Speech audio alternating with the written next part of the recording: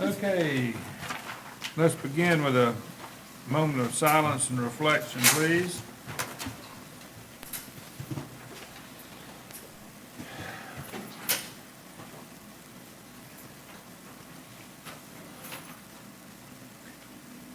Okay, thank you very much. We'll officially call the meeting to order and say welcome to all of you that are here. And those that may not be aware, to my left, rear of the room, you can find all the paperwork, paraphernalia that you might need to enjoy this meeting even more. So, thank you for being here, and let's pledge allegiance to the flag of our wonderful We country. actually have a public hearing first. Oh, we have to have a public hearing? Oh, I skipped over that. I did that at the last meeting, I believe. Thank you. I'm so glad that we have ladies to keep us men straight. You got it. All right, public hearing. Would you like to address that, Madam Clerk? I'm not, if you guys would like Tim to review what he's already reviewed with you guys, it's up to you. Well, we probably have some people in the audience that need to hear what we're doing to officially fulfill our duties. Mr. Evans, we appreciate your help here, sir. I can see the excitement on your face. Well, I was just considering that things have a flow so many hours in a day. I'm just wondering how the pay reflects when I have to start a meeting before anybody else does. Anyway, all right. You're special. Thumbs up. Because my mom and daddy were retarded, that's right. You're just special. Makes me special. Ordinance 23-12, this is a public hearing. We actually did the presentation at the last meeting. Y'all set the public hearing. But this is a public hearing to increase the percentage of stormwater per lot. We briefly went over it last time, and I've actually gotten some feedback from some other people, and I'll try to kind of hit on those, on some of the feedback that we got.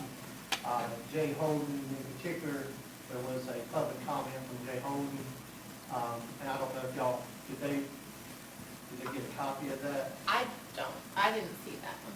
Jay is against it.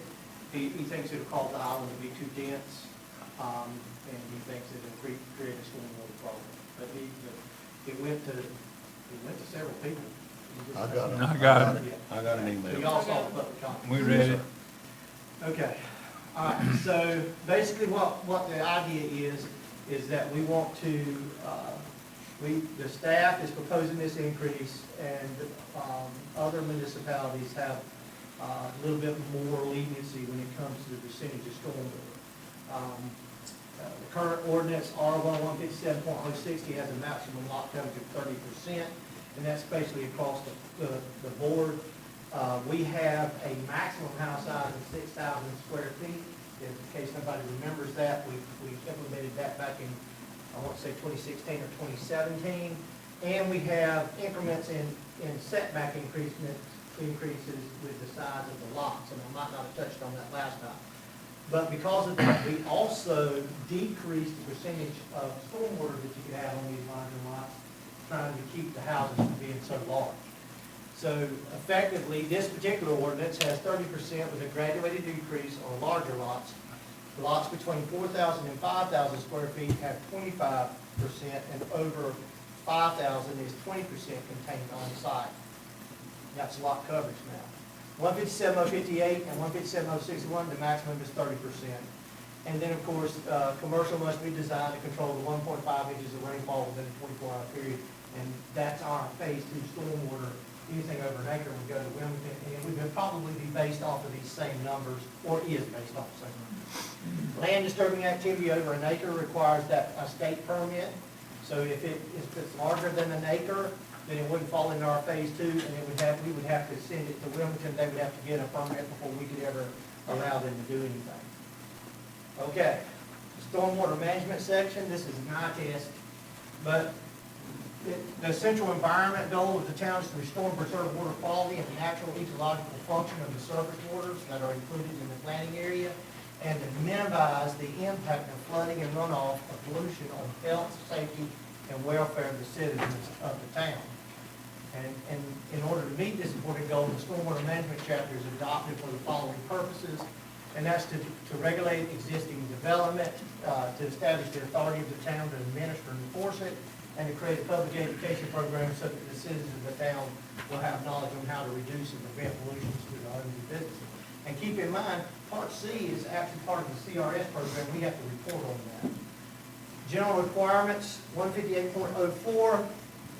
A, all visitors, residents, business owners, developers, and others who utilize the resources of the town shall take all reasonable measures to minimize potential flooding and protect surface waters and the properties of others from damage resulting from their activities. Our ordinance basically says your stormwater can't flow on your neighbor's property. It says whenever conflict exists between federal, state, or local laws, in this chapter the more restrictive will be what's enacted, and any penalty imposed by the town shall be in addition to the penalties imposed by the state, county, or federal government. Current ordinance, development that does not require state permits or anything under an acre, this is ours. Individual lots outside the DEQ approved subdivisions or formed prior to the state's DEQ rule implementation. And of course, the improvement to lots that fall under category 1 and 2 that increase current impervious area. So that's where our ordinance is implemented. The intent, the primary intent of these regulations is to satisfactorily control stormwater on individual parcels of land. That's our phase 2 intent. And the areas in between so as to not adversely affect the quality and quantity and quality of the surface water flows as a result of natural rainfall. And to control runoff onto adjacent properties, and that's what I just explained, of water-induced soil erosion in any form, and because of the low-lying nature of the barrier island upon which the town is situated, it is important that surface water runoff be controlled as much as reasonably possible within property boundaries and not drained onto adjacent areas, both private and public. And of course, for an example, I said see the streets and the roads. All right? This is most important. People miss this. What's a built-upon area? That portion of an individual development project that is covered by impervious or partially impervious cover, including buildings, pavements, compacted soils, including cocaine and marl, recreational facilities, gravel roads, and parking areas, and the like. Uncovered wood slatted decks and the water area of a swimming pool are not considered to be built upon areas. Okay? People say, I don't understand the swimming pool. Well, if you think about it, a swimming pool can drink 1.5 inches of water in a 24-hour period unless it's all the way to the top. So it acts as a container and not as somewhere that the water will flow. Well, it's not built upon area. Uncovered wood slatted decks in the water area of a swimming pool are not considered to be built upon area. And note, everything else must be approved by the planning director or designees for use. That's the way the ordinance is written. So you put a big burden on me to argue with everybody that comes in here that thinks that water goes through it. Staff proposal. We're proposing to increase the allowed percentage of impervious coverage built upon area from 30% to 40%.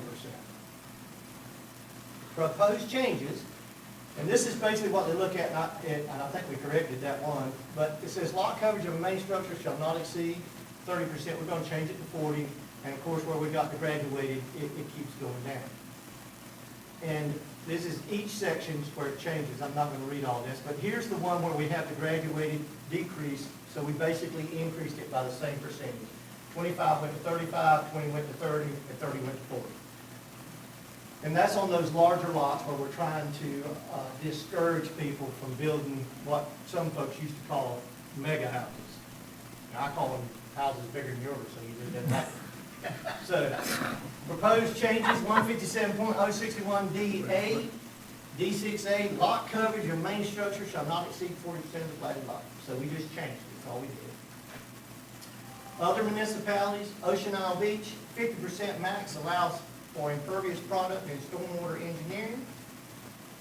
Sunset Beach is 45%, and all others contain the first 1.5 inches in 24-hour period. And Oak Island, as far as I can tell, they just go by the state standard of 1.5 inches in a 24-hour period, which means that they're sheet flowing and not really doing anything with it. But they're probably requiring an engineer to handle the impervious area just like we are. It's just based off that flow rate. Which means that if your house fits in the setbacks, then your stormwater is designed for that 1.5 inches. Okay, recommendation by staff. The town planning staff recommends the increase for the following reasons. One, to assist older homes with nonconformance issues when they try to renovate. Two, adds to the tax base and increased structural value, average tax base. And three, the positive economic impacts. And four, it allows stormwater management and regulation on structures that previously did not participate. Now, part of Jay, if I remember correctly, part of Jay's thing, and I've seen it before, is people are concerned about the increase. And you gotta remember, our ordinance says you can't take it off-site. So even if you've got 30%, anything that's still on your site, over that 30% that you have to contain in the ground, which is the way the ordinance is written now, you have to keep on your site. So if you've got 30% and then you've got more than 1.5 inches in a 24-hour period, you still have to be able to keep it on your site. If it starts flooding on other sites, or if we feel like it is, when we go to build a house, we're gonna make put in retaining walls and other things. Everybody gets a builder, we make them do it at least once or twice, maybe more. Every time I can't figure it out, pretty much. All right, so when you look at it from that standpoint, you need to understand that when we're talking about going from 30 to 40, we're talking about putting it in the ground, and only if your ground can handle it. You got stormwater engineers, and the stormwater engineers take those analysis, or they're familiar with the soil, and what they say is, okay, you've got the ability to contain 40%, then this lot can go to it. Well, then you bring it to us, and that still doesn't mean you're gonna get a house that big, because you might not be able to fit it in the setbacks. Most houses on the smaller lots barely can get to 30% and stay inside the setbacks. So it's not this big impact to go to 40%, but what it does do is it takes a house that's non-conforming, a house that's maybe sitting in, has got 33% stormwater, they've never participated because they're so old, they want to add to their house. They have the capability to add to their house, but they're stuck at 33% not participating in the stormwater. We get these a lot. I mean a lot, especially on the canals with those older H-style houses where they want to remodel and they can't because they're stuck in that position. Now, I'm not saying this is the answer for that. What I'm saying is that this will definitely help with the stormwater where we've got a bunch of those H-style houses that aren't participating, that are just barely over the conformity and are non-conforming. We get it a lot. They may have a covered deck, they may be at 30%, 31%, and they can't close in the deck. They can't add to the tax base, they can't increase the size of their house, and they're not participating in the stormwater program because they were there before it started. So I'm saying that this is a big plus. Staff recognizes this possibly to be one of the bigger ones, other than the fact that we do have large lots, which is another thing Jay brought up about larger homes on larger lots. Other than Dunescape, we do have some lots, larger lots. The problem is that they are limited by topography about where the frontal dune is and the setback requirements from the front of the road. So you still ain't gonna have a monster house. Now, they were already going to be bigger than 6,000 square feet, so we're not gonna change those. They could go to 6,000 square feet anyway, and 30% coverage could have been 10,000 square feet. You see what I'm saying? We're not changing anything about what they can do there because they were already huge. And they already had enough land to go even bigger, but they couldn't do it in the setbacks. I mean, that's just the nature of the beast. So that's pretty much the presentation. Staff still recommends going to 40%.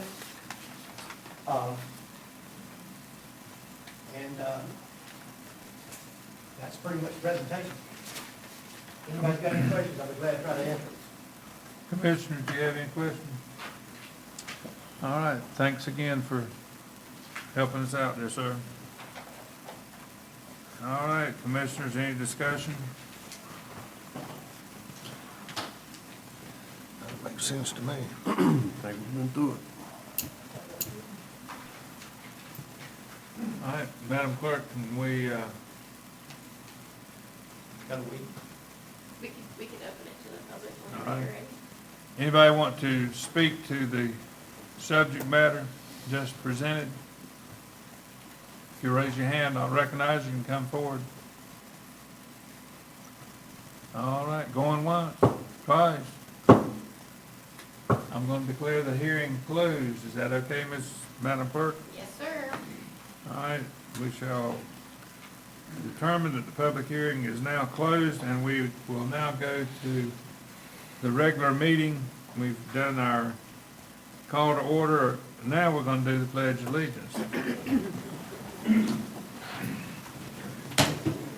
I pledge allegiance to the flag of the United States of America and to the republic for which it stands, one nation, under God, indivisible, with liberty and justice for all.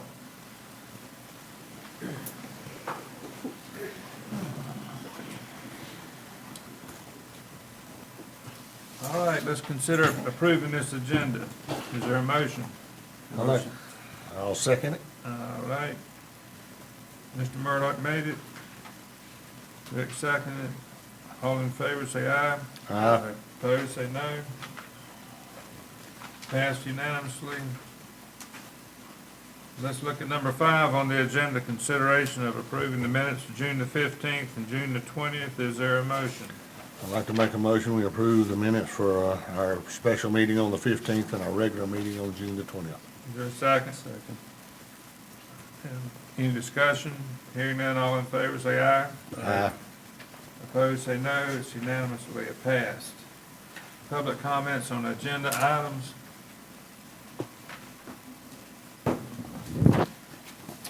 Okay, Jim Bauer.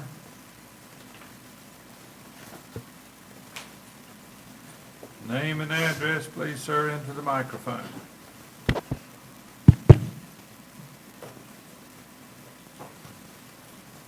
Jim Bauer, 329 OBW. After listening to Mr. Evans, I find what he's trying to do commendable. We all have to worry about stormwater, where it goes and what it's doing. However, I need somebody to square the circle of how we're very, very interested in the stormwater management, including and up to getting somebody who has an old house having to get a stormwater engineer and worry about soil permeability. And he especially addressed that the quality of the stormwater is also important when we're talking about this new bike lane that is literally going to pave a square quarter mile of this beach. Where is that water going to go? Is that water ever going to be treated after it goes across asphalt, across every car, every oil spill, every antifreeze spill? I know we have, and I refer to it as Lake Holden. Every time somebody spits on OBW twice, there is an enormous puddle in front of our house. After the second day of that puddle is mostly oil. So I have to wonder about, once again, squaring the circle as to, if we're going to do this and we're worried about the environment, how are we paving another square mile, another quarter square mile of this island? Thank you. Rick?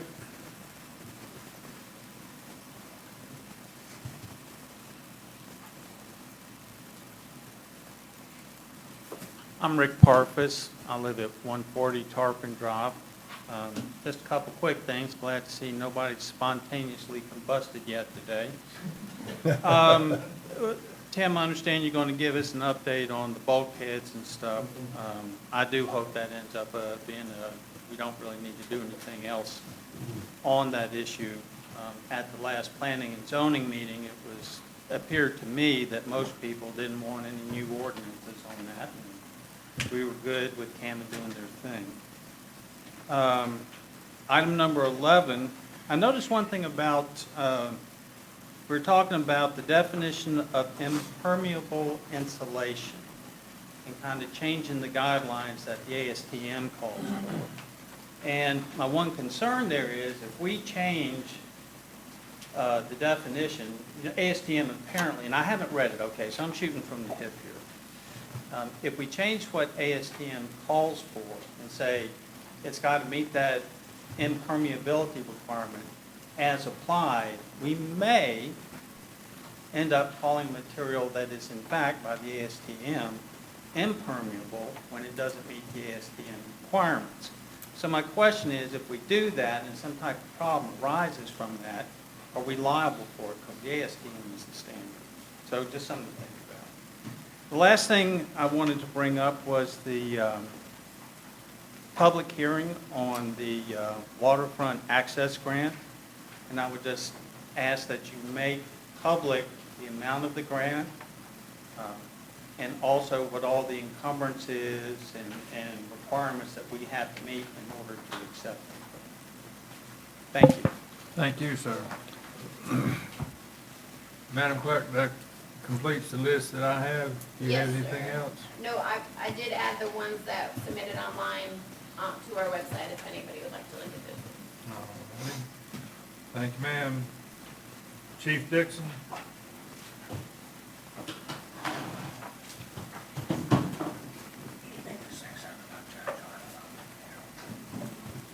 Good evening. Hello. Hey, Chief. How are y'all doing this evening? Good, how are you? Man. Doing wonderful. So this month, or last month actually, June's report obviously, we ran 678 calls for service. Of those, we completed 14 incident reports, had 49 ordinance violations between citations and warnings. One of those was for a low-speed vehicle. We issued 10 state citations and 8 state warnings, with 7 and 3 of those being low-speed vehicles respectively to those categories.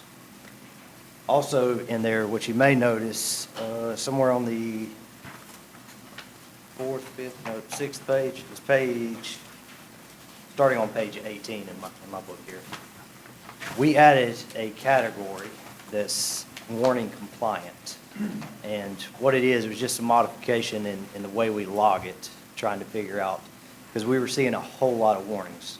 And I'm absolutely fine with warning, but my curiosity was, tell me more about this warning. And what warning compliant means is basically, if we show up to a parking issue and the person's still at the vehicle, or they're close enough that we can get them and have them move it, then they are compliant at that point. So we issue a warning, it's compliant, and the violation's gone. So it just kind of helps us clarify how many of those we're actually speaking to at the time, instead of where if you saw 10 warnings before, it wasn't that we were leaving 10 warnings on the vehicle.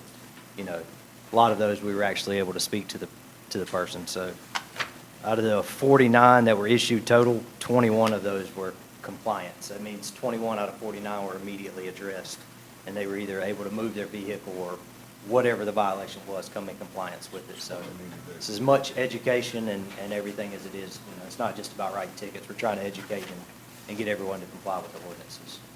So that's where we're at with that.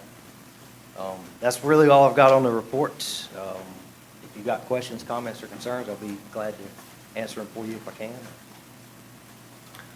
Jeremy, I have noticed that there have been several LSVs, I still call them golf carts, that are being, that have been stopped, and the people, most of them given warnings, which is, again, that's the best way to educate them. Right. The blue light behind you is enough to make you remember.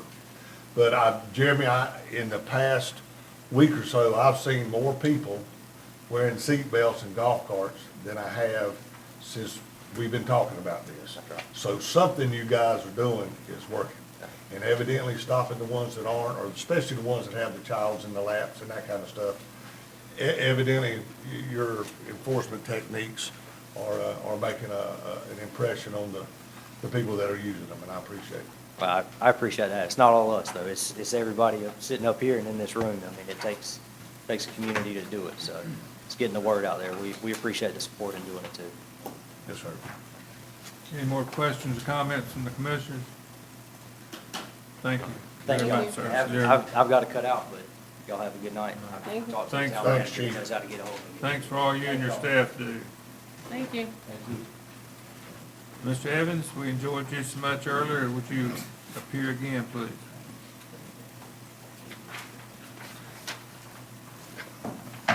Good evening, and welcome to the regular meeting. All right. Inspections Department, this month, it's just like every month, it's as busy as it can be.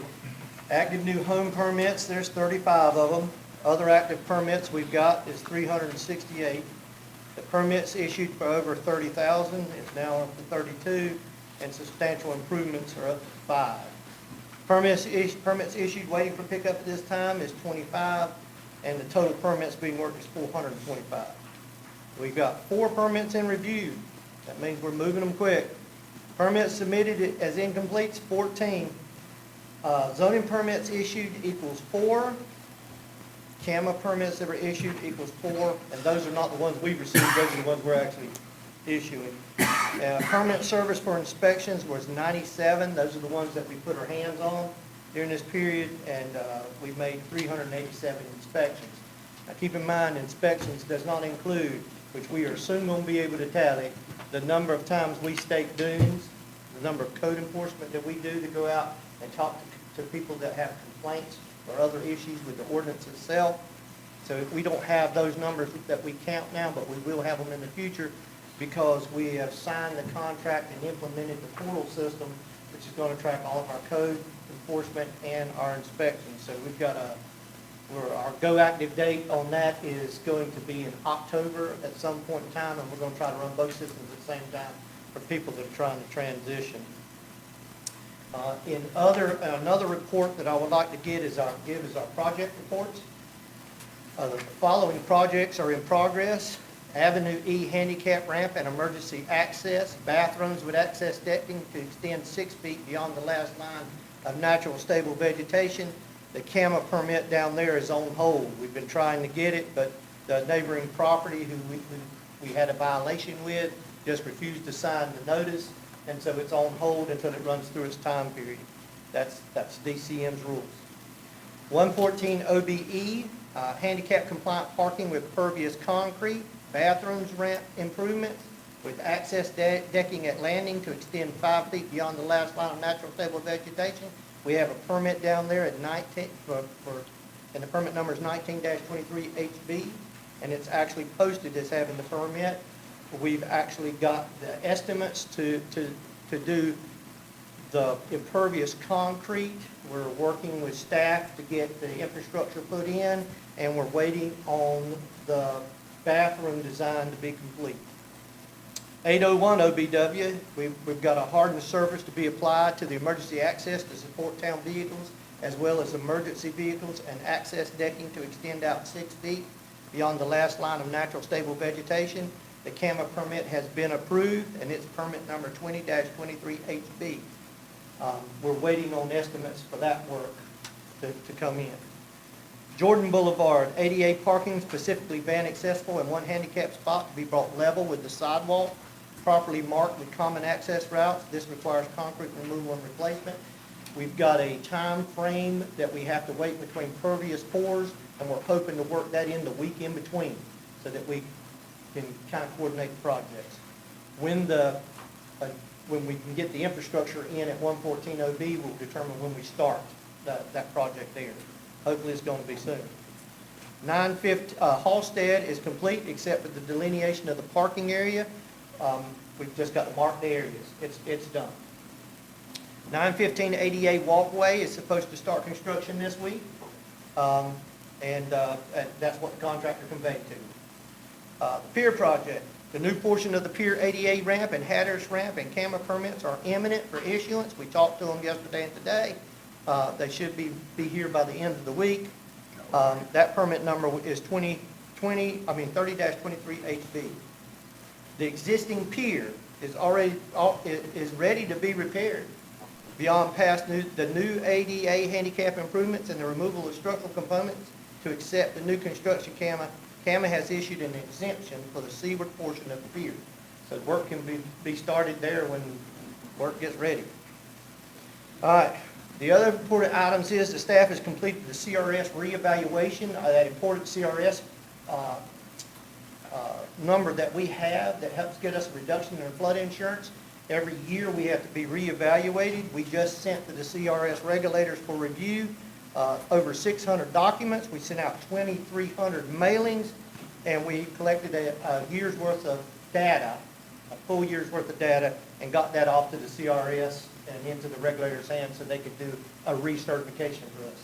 If we don't get our recertifications done by August 1st, we go all the way back to 10, and we lose our 15% increase. So we worked hard on getting that done, and hopefully we'll be able to get a good letter back. Other than that, I don't have anything else going on. Oh, I'm sorry. The pier thing, the pier head thing. The planning board, made a motion to engage and create a committee for the pier to look at the canals, to try to solve that situation. Okay? That's gonna have to go back to them so that I can explain to them that only the Board of Commissioners can create that committee, and then has to send directives to them. Their original motion was to basically do that, other than take action. The room was full of people. If there was more than 3 people that were for action, I don't know who they were. Everybody else was against any action. I will tell you that the situation itself, we showed that we had notified DCM that the pier was out too far, the one in question. We got a response back from them, but we put it up on the board I think during the meeting, to show that they had gone out and they had indicated that they thought that it was all right, but we never heard that from DCM. We only heard it from the contractor and I guess from the property owner. Subsequently, after the last meeting, we never would do a final inspection because we had actually notified them prior to any complaints that it was out too far. And so it wasn't allowed to run its course, it was running its course in the back room instead of in the inspections department. Anyway, we refused to do the inspection until we got a letter from DCM. It's my understanding that Terry McPherson and the original person that's in charge of the region came down and told me that to move it back. So that's pier is no longer out there where it was at, it's back now to me. So, yeah, they better bring it back. They got to, but they hadn't done it yet. Yeah, well, they're supposed to. You know, they're not gonna get a final inspection, and what they'll end up from us is if it sits out there too much longer, they're gonna end up either with a revocation of the permit or a notice of violation. Either one ends up with us pulling it back and charging them, you know what I mean, or us condemning it and then having to take it down. So they're gonna bring it back. Or DCM's gonna have to give me a letter saying it's okay for it to be worked out. And it's coming back. So that problem solved itself. So, but I have got to go back to the planning board to tell them that they got to come up with another plan. If the board so wishes. Now, the board so wishes to send back to the planning board that the matter is over with, then the director could be back to the board not to take it back up to the planning board. I don't know about my fellow commissioners, but KEMA has the rules. It's their waterway, it's their water. They just need to be notified. You know, if your neighbor's building a dock that's out too far, either contact you or our new KEMA person, what's it, Jana? Oh, Janet. Yeah, contact Janet, not me. Yeah, Janet, well, okay, but contact someone and say, look, this, you know, they're not, this doesn't seem to be in compliance, and you know, make sure everybody knows what's going on. Because the contractors, they're gonna do what the homeowner says do. Homeowner says, I want it as far as I can make it. Well, that's great, but that isn't the way it should be.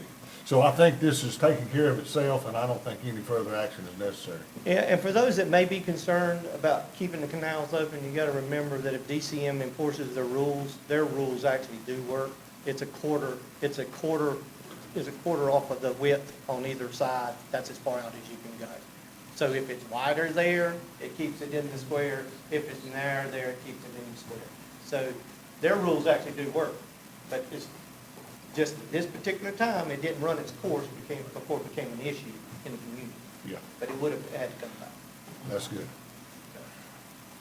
David, is there anything else?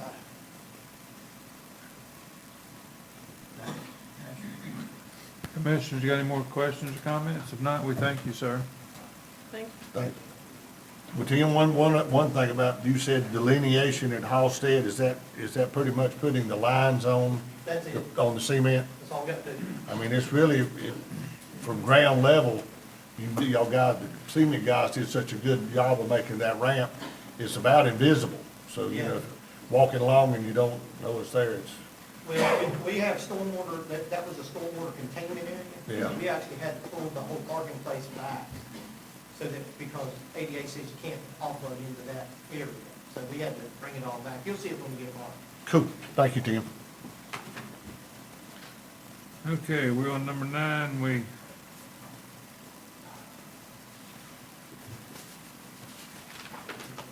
That's your We- turn. If Tim doesn't want to get back up, I wrote the memo, he could just answer any questions if you guys, it's up to you.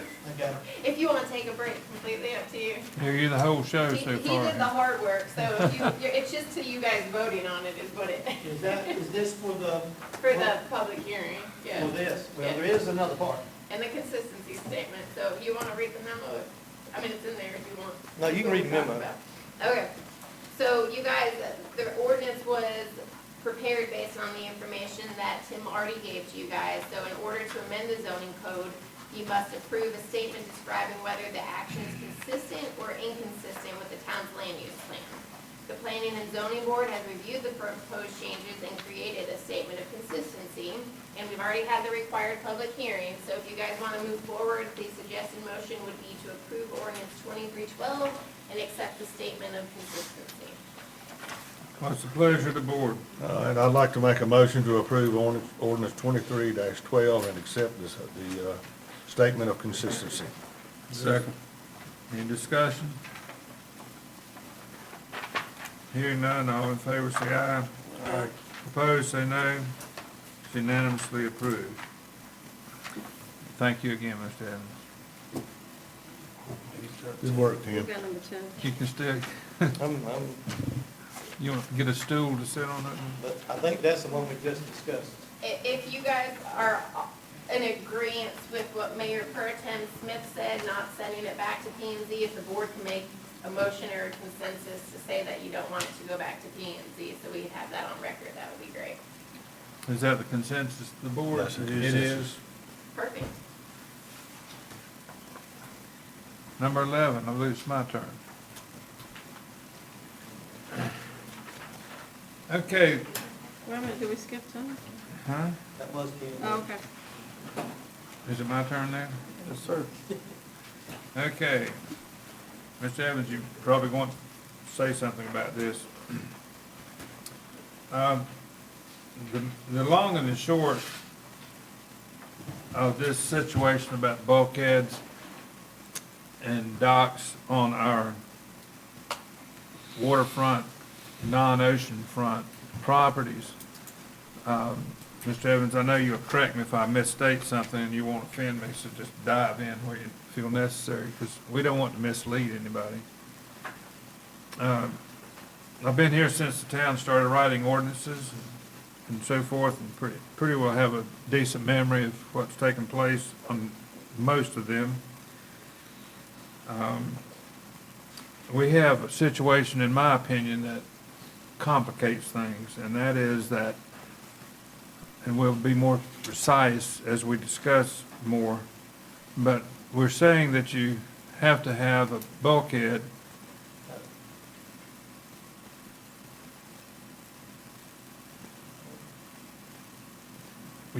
Why don't you speak first? Okay. If you're talking about the ordinance that says that you can't have an accessory structure before you have a primary structure. Is that the one you're talking about? That's Can't where have can't have a dock and a pier. Yes, that's where I'm headed. Okay, well, you can have a bulkhead, because we have a bulkhead ordinance that says you have to have a bulkhead, and so it's not part of that accessory structure section. But you can't have a floating dock and pier. Without a structure, without a principal structure. So in other words, if you have a canal lot, you purchase it, and you build you a nice bulkhead, and you want to go ahead and put a floater in and a boat lift and all that, you cannot do that until after you build your house? 157.03, accessory uses and structures are permitted in any district, but not until their principal structure is present or under construction. And that principal structure, according to our ordinances, is the house, Is the the home. house. That's right. That's what the principal structure is defined as. Or the business, or Tim, okay, what is that helping? What is that, is there a safety issue there? Is there a? well, I think the confusion, you want me to talk about the confusion? Lay it out on the table, and then we'll Okay, talk. here's what happened. Here's what happened. For years and years, accessory structures were not identified in our ordinance or piers and docks were not identified in our ordinance or in any state rule as an accessory structure. A pool would be an accessory structure, a garage would be an accessory structure, and if you could have one out here, an outbuilding would be considered an accessory structure. But a pier and dock was not defined at the state level or at the local level as an accessory structure. Brian may remember this because the way we did it was because of our zoning ordinances, we still required permits. But in 2018, the state of North Carolina, in all their wisdom, exempted, if they were built a certain way, they gave 14 paragraphs and 2 pages to exempting piers and docks in the state of North Carolina. And because they were writing it in Raleigh and looking at Lake Norman, they didn't realize that we had blonde-haired, blue-eyed children going across oyster shells, and so people could build these docks and piers out over these oyster shells or out over these mud flaps, or whatever. Didn't have to have handrails, didn't have to have nothing. They were all exempted if they met a certain criteria. And that was pretty big. It was big, bigger than anything we could build up here, but they were exempted. For ordinance, for zoning purposes, we required to get them a permit, and if they actually got a building permit, we issued it because they wanted an inspection. So from 2018 to January of 2022, they were exempt. In January of 2022, the Building Code Council, in their infinite wisdom, because there were so many complaints, because people were coming out charging $30,000, $35,000 building piers and docks, and these things there were no codes. You could build them any way you wanted to. That they decided that it was not a good idea, especially in the coast, in tidal waters, where we have this, to allow somebody to take a regular 2x4 and start building piers. So they took out every bit of that in the code. They took every bit of it out. They then said that the only thing that was exempt would have been at my house. I think my house is the only place that's exempt. If you got a private pond on private property, then that pier is exempt. Public trust water, anywhere else is no longer exempt. And then they took out all that criteria for exempting, they throwed it over into the building code where it said that you had to get all the live loads and all that, Brian, and referred it to that, and then gave it one extra line and said that that piers and docks were now considered accessory structures. So when they considered them accessory structures, the definition at that time, based on the rule of law, is if we don't have a definition, then we have to go with the one that's most commonly used for accessory structures. And that includes all those things, swimming pools and all that, and the state of North Carolina has now included piers and docks. So, our ordinance now says that you can't have piers and docks without the principal structure. Commercial is allowed because, even though they said this, because we put it in the permitted uses. So it's if the board feels that they want to allow piers and docks on vacant lots, but what I can't figure out is what activity can you do on a vacant lot with a pier and a dock that's permitted?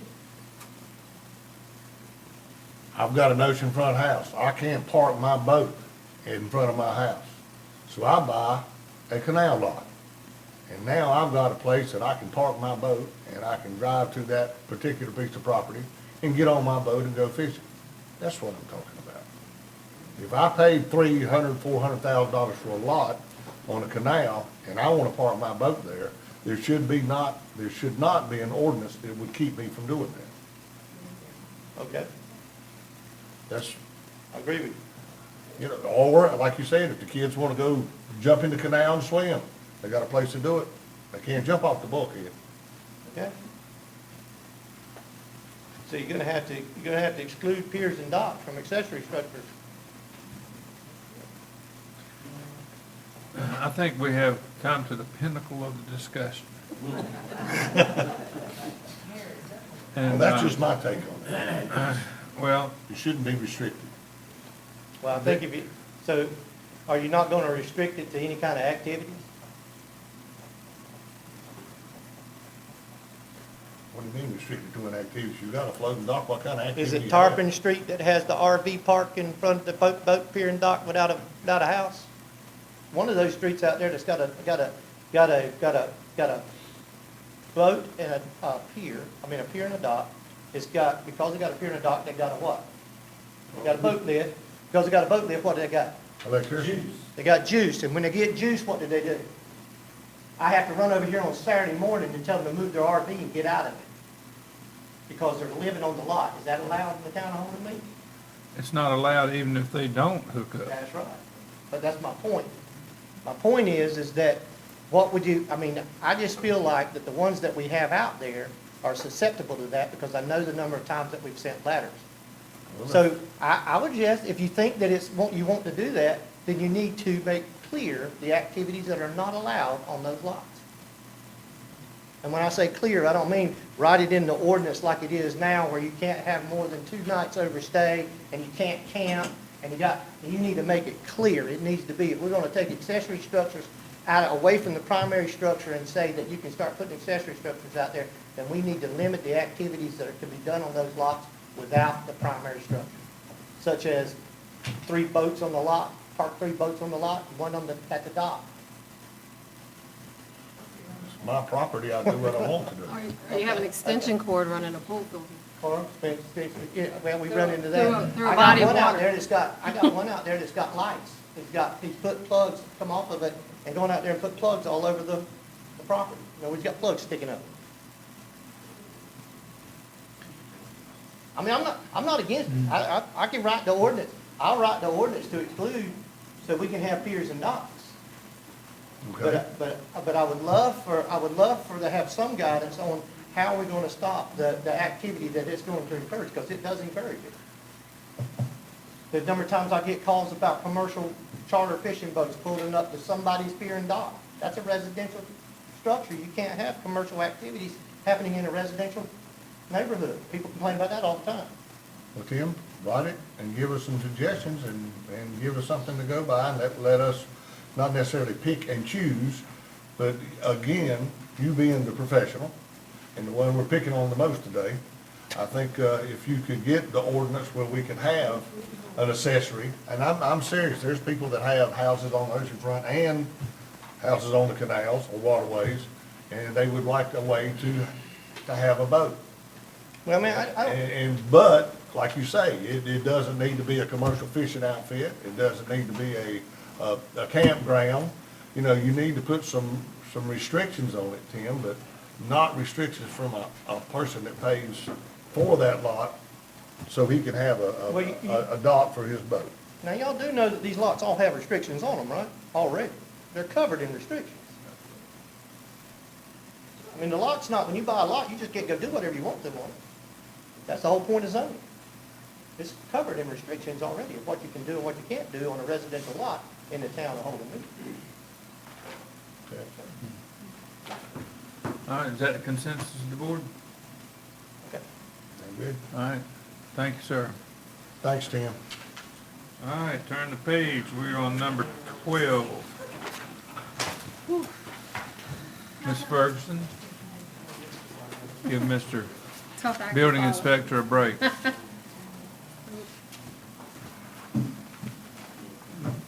Good evening. We had the pre-application before you guys several months ago. We have been asked to submit a final application for the Public Beach and Waterfront Access Grant Program for Block Q for those restroom facilities. And those final applications are due Monday, August 28th. We need to have a public hearing on that, so staff suggests that the board hold the required public hearing at the beginning of the August 15th meeting for this process. Madam Clerk, can we consider making that the next regular meeting Yes, sir. at 4:45? You could do that, or you could do 5 o'clock, beginning. Or we can do next day, 5 o'clock. 5 whichever o'clock one you sounds prefer. better to me. 5 o'clock, please. All right. Is that consensus of the board, 5 Make o'clock? a motion to do that or just consensus? Consensus, fine. All right, 5 o'clock, the public hearing will be at the next regular meeting. Thank you. I have the next item too. I was about to Yes, go right ma'am. into it, but I was Keep on dancing, you're doing good, 13. Okay, so this is an update on the sewer lift station 2, the EPA grant. This is Chris's project. Any questions that you guys have related to construction, you could call on him to answer. We also have on standby for a phone call, our financial advisors for the project, if you guys want to ask any questions there. But I will give you the info from the memo, and then I'll go through a quick presentation. I'm covering the grant side of this for Chris, working with EPA. So the town engaged with a new project coordinator in June. We got our second project coordinator with EPA. We never had any FaceTime with the first one. And to date, we've met all requirements on our end until we hear back about a final NEPA review and whether a whole NEPA process will be needed for the lift station. Since we're working on someone else's timeline, we have to make sure that the borrowing calendar will mesh with construction and federal calendars, and what we have learned is that that will not happen for this year. So if you guys want to complete this project this year as planned, you would have to pay for it all yourself through borrowing and PAYGO.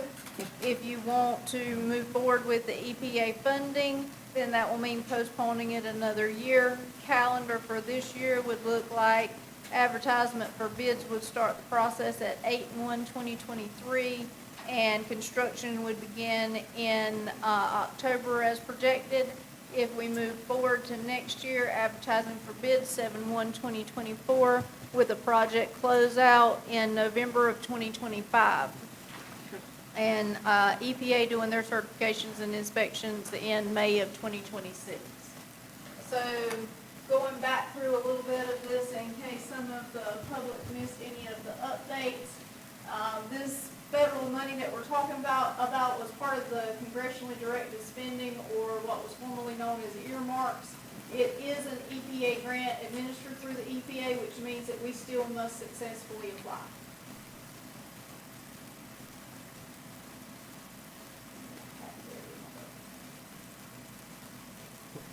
Point at that one. Tim had better look with this Oh, one. okay. I ain't had better luck with that one today. Okay, so what we've done so far, preliminary timeline task. We coordinated the categorical exclusions checklist with the engineering and the staff. We coordinated that checklist and the required work plan that EPA mandates that you turn in with our first project manager. That one disappeared. We now have a second project manager that was announced 6/13/2023 that we've been having weekly meetings with as a group. We've also been on several webinars. Grants portal access was real bear to get through, and we've started that forms process for when we're told that we can actually submit those.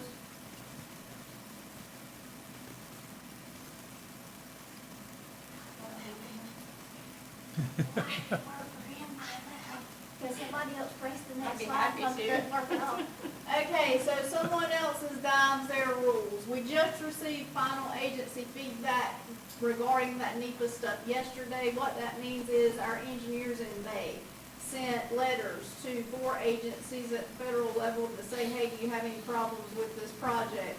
It took those agencies until yesterday to respond, with the last one coming in. And now EPA will take all of that information and they will decide if we need a full NEPA review. The town can't submit applications on our end with the forms that are required until that decision is made. The finance calendar for the LGC borrowing must mesh with the construction and application requirements. We're also required to send the information to the state clearinghouse to see if they have an issue with the project. And EPA tells us that we cannot get all that done by the beginning of August because things would take way too long on their end for their levels of review, even if all the first stuff aligns. Next slide, please. So what we're talking about as a reminder with money, the federal share that has been allocated to the town if we successfully navigate our grant application is a little over 2.6 million. Our match at a minimum is $667,000, but we know the project's projected to be more than that combined total, so we would be paying more. Next slide. So the decision point for the board is if you want to take a chance on an extra hurricane season and uncertainty with the cost of the construction, any construction costs going up with the project, which the engineer has verbalized could be an issue, or pay for it through town funding, borrowing, pay-go combo. And the next slide is a financial slide that Daniel prepared and David's going to speak to for what the town scenarios would look like. What we have here is are showing two pay-go options. These, of course, aren't necessarily the only pay-go option. Is the first one is for the town to replace the EPA money with cash and then borrow the other $667,000, or pay-go option two with $2 million in borrowing and $1.3 million in cash.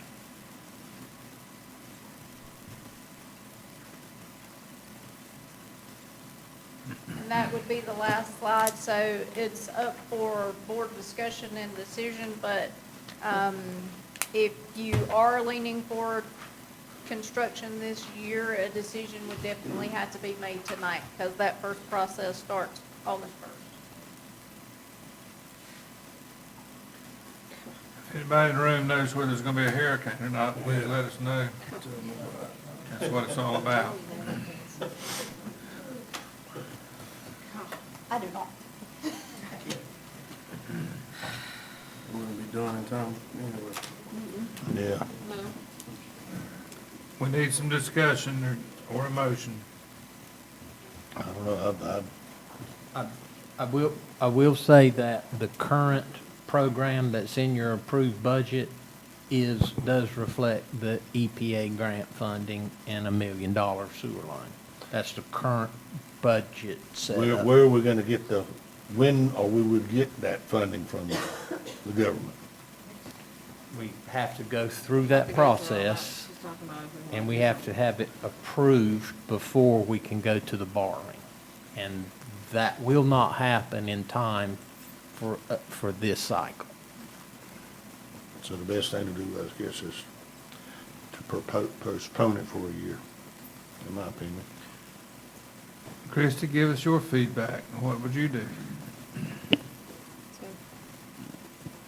Go ahead. There's a lot of unknowns. If it were, so it may seem a little cut and dry, right, because you've got $2.6 million in federal funding. But if for some reason the EPA came back and said we had to go through a whole NEPA process to build that sewer lift station, I don't know that it would be the view would be worth the climb, or how long it would take and what your construction cost would go up to. Tim, But you I'm got not telling you Yeah. to do one or the other. Tim? I wrote, the report that I wrote to the CRS is based off of the hazard mitigation plan. The hazard mitigation plan, which we participated in, the Southeastern Regional Hazard Mitigation Plan, talks about the upfits for those. And it had a timeline in that upfit, and part of those upfits are tied to our resiliency, which is tied to the CRS, how best we can handle a flood. Last year, because of a COVID and for monetary reasons, the report reflected that we had to postpone it. And it was in the hazard mitigation plan. That report did the same thing this year. Now, how much effect that has for us to continue rolling it down the road, I don't know. But it was part of, those are part of our critical facilities. And recognized as part of our critical facilities. And so it is part of it. It's part of that mass of information that we have to send. And I don't know what effect it has or doesn't have, but it is mentioned in every one of them. I had to write a report last year, and I had to write it this year for those tasks that are in there that we have not done. And that is the one that keeps getting pushed, and that is critical. Mr. Clemens, it's your world. Do you mind giving us your thought on this, speaking in the microphone? My thought is, I wish we'd have done it 2 years ago, but I don't do any good now, that's hindsight. My biggest fear is the way everything's going up. And if we have to wait till June of next year to put it out for bids, what's the price tag gonna be? I mean, we finished one, or finished, pump station 3. Price tag went up $1 million just that quick, so, I'm just wondering, I'm kind of fear we keep kicking the can down the road, and it's gonna be that 2 million, that 2.6.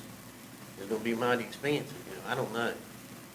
It is what it, I say it is what it is, but it is a risk. I mean, we've been lucky for a long time, and not got wiped out with a storm, but, kind of like Alan says, when the storm is gonna come, I do not know.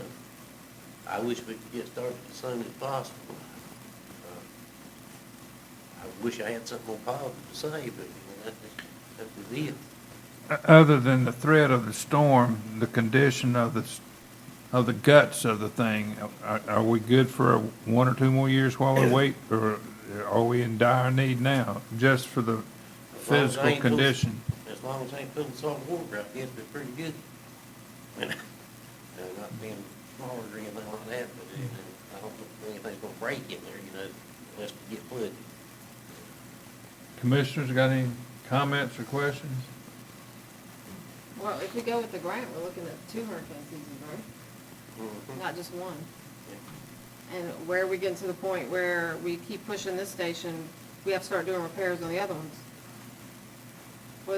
That's gonna have to be considered cost-wise there, right? Well, the other ones, we've actually, we do regular maintenance on those to keep them up, and that really is not gonna change that fact there. Can you people in the back hear? No. No. If you'll raise your hand, anytime you can't hear, just raise your Can hand. you hear? Yeah. Stop with the abbreviations, because CRS means a different thing to me than to you. That's the community rating system that is put in place to determine what kind of discount we get on our flood insurance.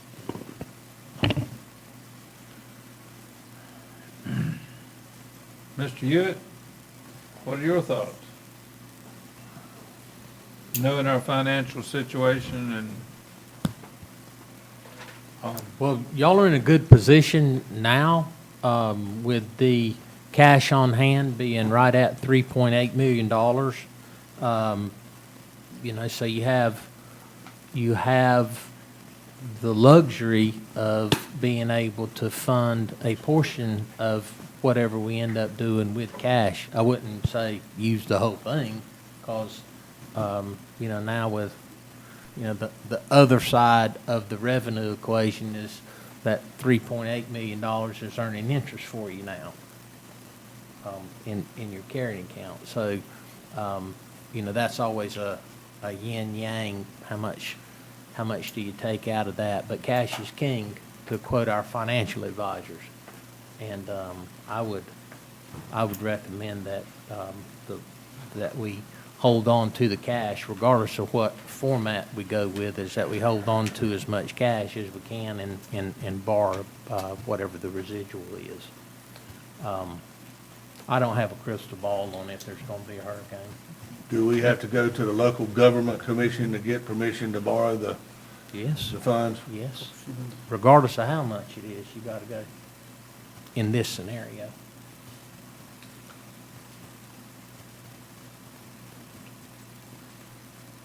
So if we go with, say, option 2, when will the government, when will the funding come in from? We don't Anything on get this the line grant. is you're moving forward on your own and you're telling them we don't want your grant because we can't use it. Because they won't let us move ahead on our own and then take 2 reimburse years. us retroactively. It's saying we're not gonna wait because we can't take the risk and we're gonna pay for it, or we're gonna wait a year, we're not gonna build it, and we're gonna take grant funding. It's gonna take 2 years. Would it be possible to use that grant for the next lift station?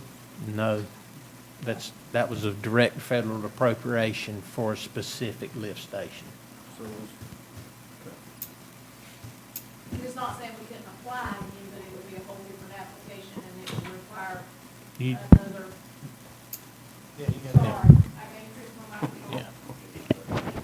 It's not saying that we couldn't apply for, in the future, more congressionally directed spending, but that would require one of our legislators to take up our calls and then go process again. Yeah, you got to remember that this is a federal appropriation that our legislators sponsored in order to provide the funding for it. And that's how So- much? It's $2.7 million. So turning the grant down may have other ripple effects on future ask for federal appropriations. Yeah, but it's gonna take 2 years to get the grant. In 4 years, that substation, that lift station's flooded twice. It's gonna take 2 years to get the grant? Well, it's going to take 1 year anyway, because you got to go. It's not gonna be finished till November 2025, so And it's you're 2 gonna have- hurricane seasons. Right, so, But you're gonna go through this one without it anyway. And next one, too. Because that can be done until 2025. Yeah, but Starts in June. We're gonna go through this one anyway before it even Right, but- start. In 4 years, that station's flooded twice. So you're looking at 2 years, you're taking a risk, at least a 50-50 chance of it flooding one more time. The money that we're making on our cash is probably not keeping up with inflation either. Plus the grant money, we're guaranteed that amount of money, the price of building's gonna go up, so we're gonna owe more anyway. Can you speak? I got to get permission from the commissioners first, before I can answer that question. It'd be fine with me. Anybody opposed opening this up to the audience? No. Okay, we're going to open it to the audience, but, Tom? Madam Clerk, if somebody will run a microphone around so people can speak into the microphone, please. Just move out of the main here. All right. Yes, sir, come on up, give us your name and address and speak into the microphone, please. The floor is going to be open to anybody that wants to speak to this subject only. Scott Bullock, 113 Golden Dune Way. My question is, if you wait for the application process to take effect and we end up with a hurricane and we end up with a damage, is there an emergency process that we can go into and then go into funding this? If you're going to fund it now, but you don't want to pull the trigger because it's not dire need and you want to go through the process, when we get into the emergency scenario, we have an avenue in which to start that process then without committing right now of pulling this application. And you're still going to be dealing with the same timeline you were dealing with anyway. I think, you know me? Yeah. In a hurricane scenario with the damage, if that lift station were damaged, then it would qualify for FEMA fixes as a category B, yeah, F, category F, which is infrastructure. So if it were damaged, it would qualify to be fixed.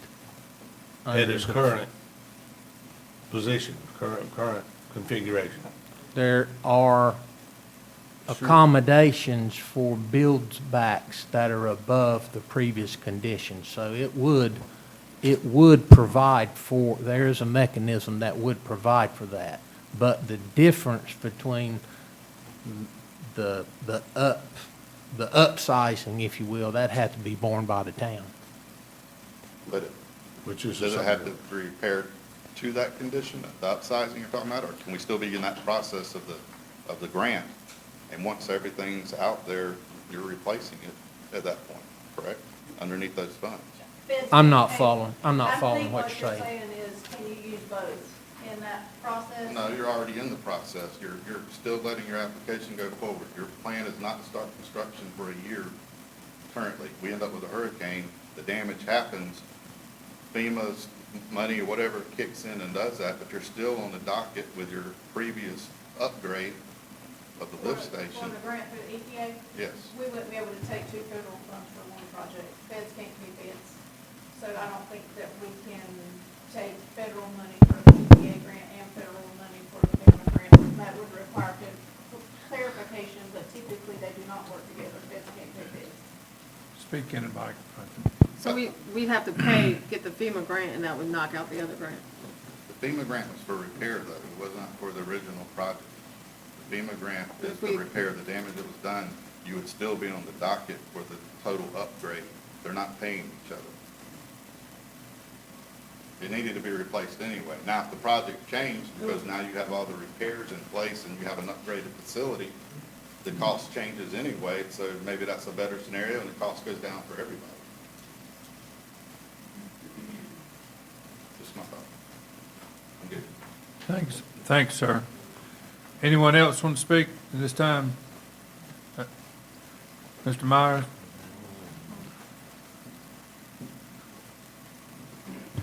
Tom Myers, 301 Ocean Boulevard West. I guess the way I understand it is we're going to forfeit $2.6 million because we don't want to wait a year or so. This thing has been through, I think it was put in '07, like 16 hurricane seasons already. And even more important, I'm not guaranteed these things will make it bulletproof because we spent all the money on Station 4 and it still went down in Hurricane Ian, which was a Category 1 storm 50 miles away. So I don't see the urgency.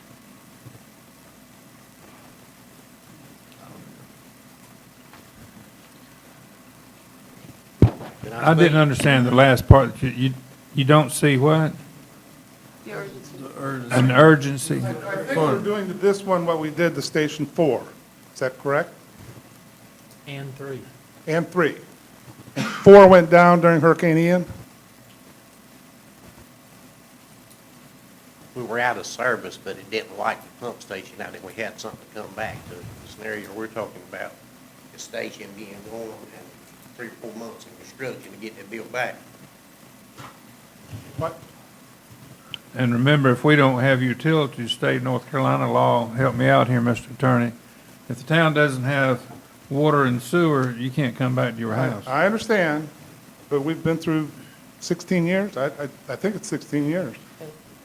And I don't know what relevance this is, but I have to say it was very relevant when we discussed upgrading all of them when I provided this information. If a storm comes through and wipes that lift station out, I can't permit it to go back.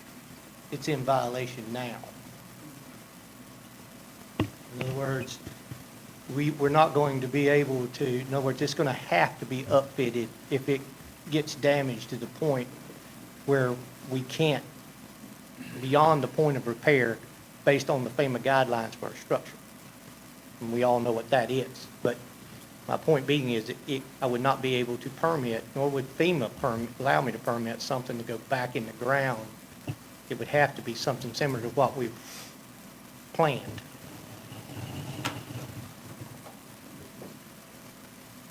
But if we're gonna have to pay for it, we could pay for it then. I'm just not, I can't really, I know we need it, I know it's rolling the dice, but I think we need to get some federal money. I like free money. But if that pump station's destroyed in a hurricane, how long do you anticipate having it down? Anybody? I mean, Ian wasn't that bad of a storm, and it was bad. Well, this old white will put you out of it. Now, go ahead, I'll just acknowledge, and I've got people waiting to speak. Go ahead, you got the floor. It's a lengthy process if you had to rebuild everything, especially load the panel box, this, that, and the other. You got all the concrete work, everything involved in that. That would be something you do in a couple of weeks' time. Are you raising your hands because you can't hear or because you want to speak? No, I want to speak. Okay, So just hang on just a second. you're talking loss of people living in their houses and loss of revenue. Can't have renters here if you don't have them. Okay, Rick. For the record, it needs to say your name again. Rick Parfus, 140 Tarpon.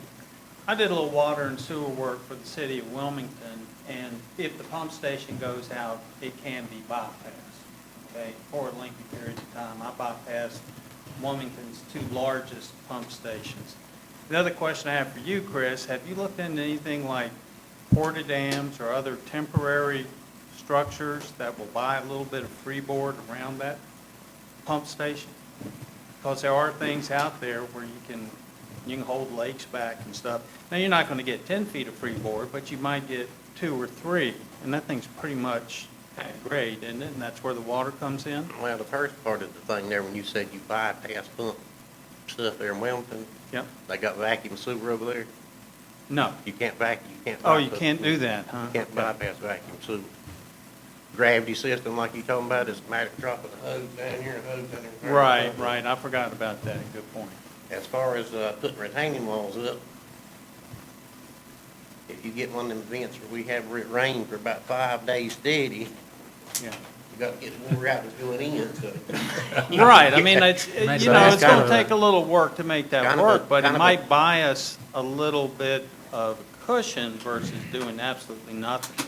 Yeah. Me personally, I like the idea of getting the grant money in. Pump see, stations, here's you know, the- they're 30-year Yeah, assets, well, right? here's the thing you'll end up with. It's gonna Yeah. pop up, there's gonna be a storm coming, it's gonna be 1st of September. If we're gonna sit around here, we're gonna look at it coming for about a week. Everybody's gonna say, boy, I hope it'll turn. Yeah. Maybe it's been a turn there, I mean, I've never and then done that. about 18 hours later, you end up, it's gonna be a direct hit, and then Yeah. that stuff you talking about, it's going out the window, because I can't go down there and shut it down and do all that in that length of time. Okay. Just So in my your opinion, that stuff doesn't work for you as the guy It who doesn't runs work all for this? me, and Okay. you might could do something like you done, man, if you got plenty of time, but we ain't never got that kind of time right here. Yeah. Because, I mean, we're tourism driven, and we can't shut it down a week ahead of time and try to make something happen. And- Okay. And that's in a B zone. A breach there don't have way back. Yeah. All right. I said we've All been right. lucky since 2006, I mean, it's just how lucky do we feel, we just keep on rolling the dice, and maybe it'll come up. That's all it is. Yeah, all right, thanks. Thanks, Rick. Anybody else want to speak? Come on, Jim.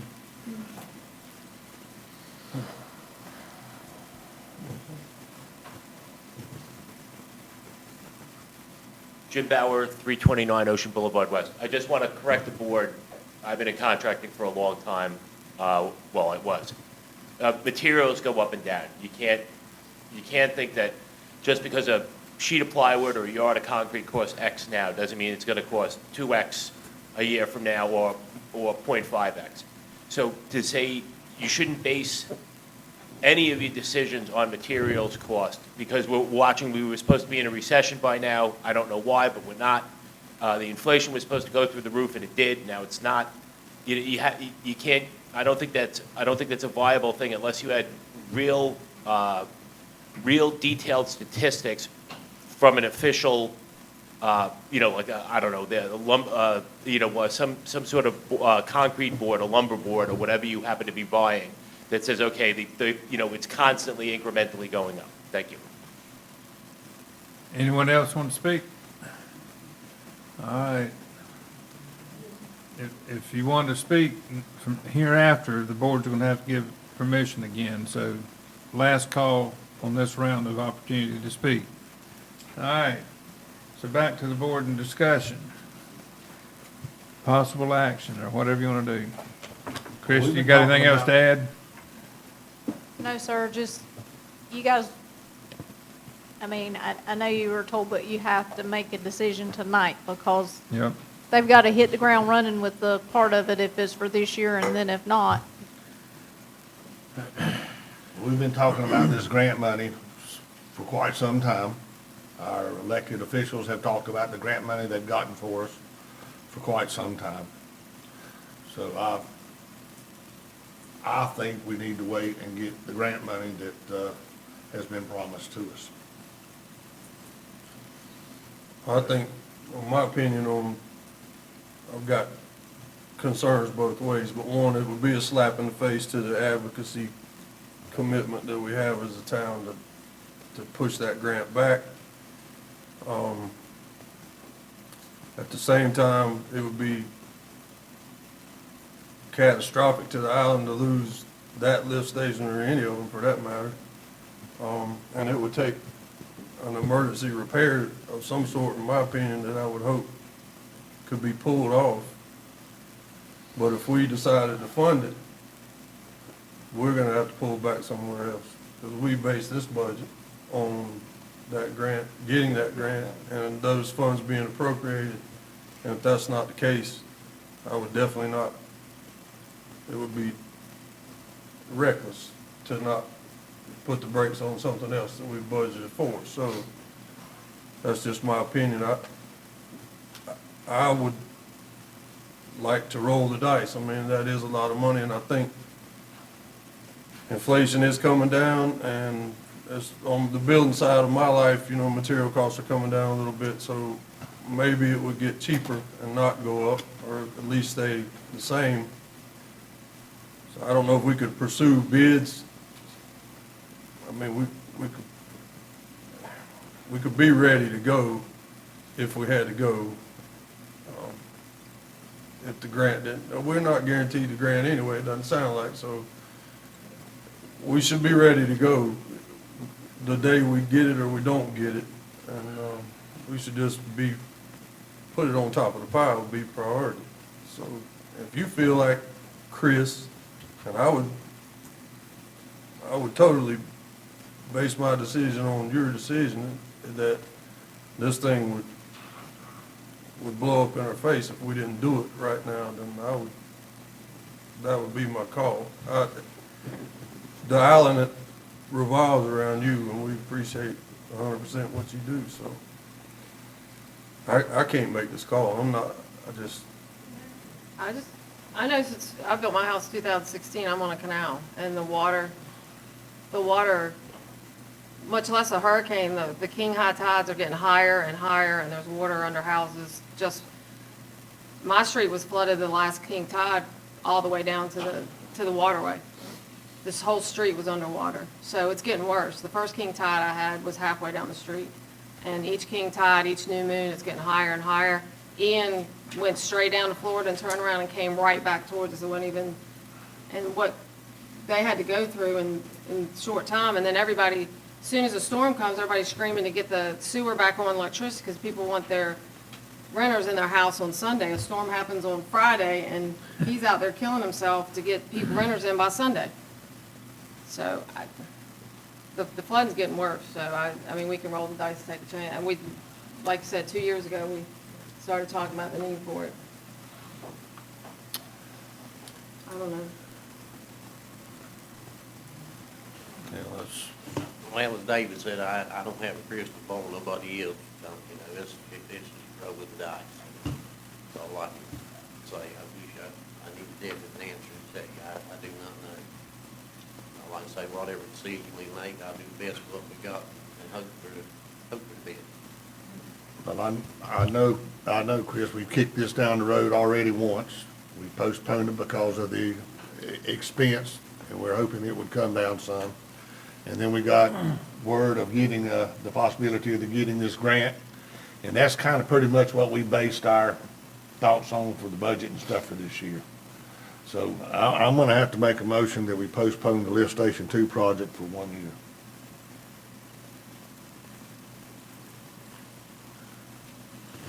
I got one more thing to say.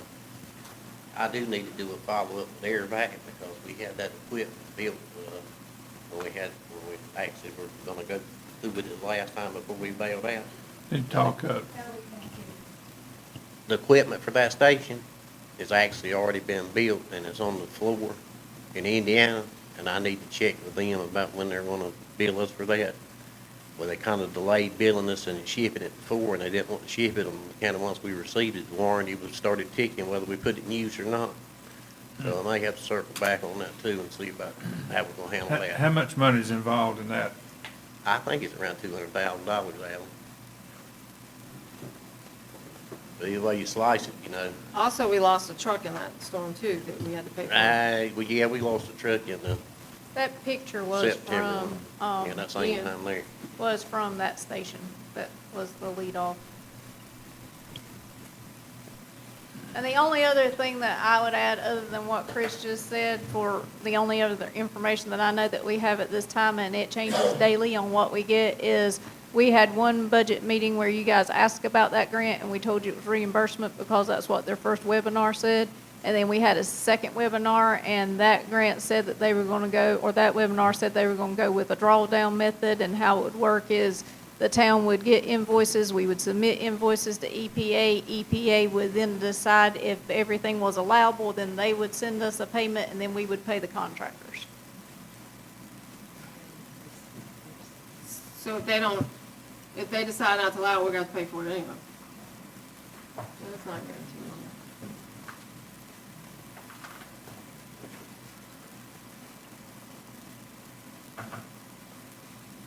All right, we have a motion on the floor. Is there a second? I'll second. Discussion? Just, for my simple-mindedness and for the people listening and for the people in the room, Christie, do you understand the motion and second?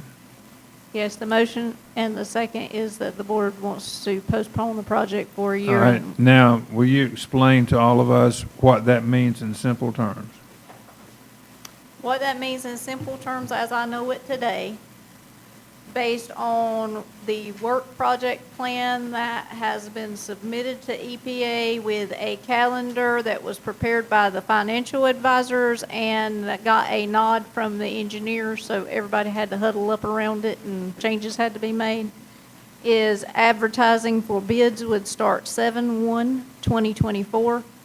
And then there would be a process there that include going to the LGC either in September or October for our part of the funding, because we're still going to have to fund whatever our part comes up to be. And then complete construction would take 270 days, which would end 6/19/2025. Start up the system 10/1/2025, close out the project 11/1/2025. And EPA would have to send their engineers and certificate to do their certifications down, their inspectors 5/2/2026 projected closeout.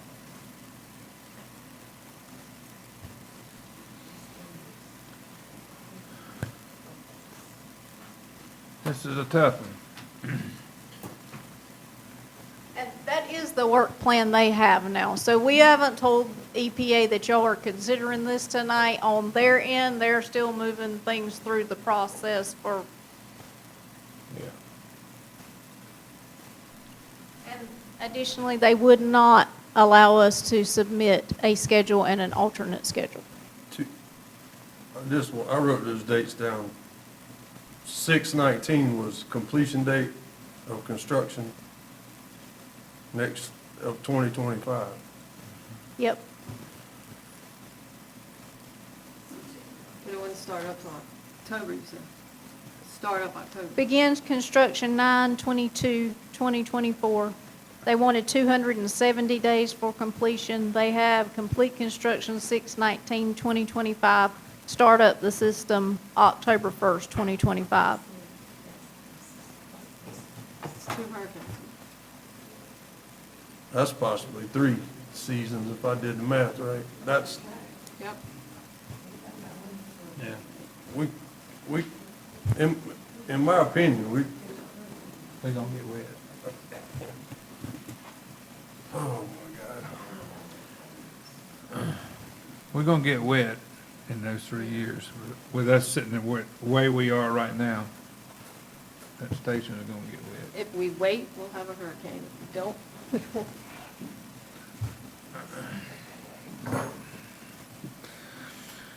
Well, And you're gonna get criticized, commissioners, either way you vote. Yeah, I'm gonna tell you is, you prioritize the things on this island any way you want to. Water and sewer and electricity come first, and public safety. I don't see how you can put this on the back burner. I mean, I didn't think it was between. You've already got, The way you first said it, they were gonna start in construction in 2024. No, we advertise for bids. I tell you what, Now, is that written in stone stuff, or with this?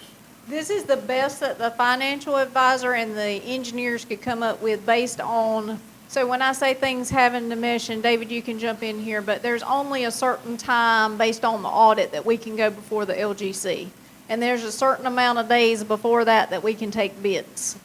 And all of that has to come in together. So I told them I had to have something that was very final to include in that work plan to go to EPA, because EPA told us they wouldn't look at anything for this year. And this is the proposed schedule that's gone. If something happens and the financial advisors or the engineers have to alter this, I'm not saying it would not be altered, but this is how much time they said they need. And the other part of that is then we would have to go to EPA and say we need to make a change, and they would have to tell us whether that calendar could change.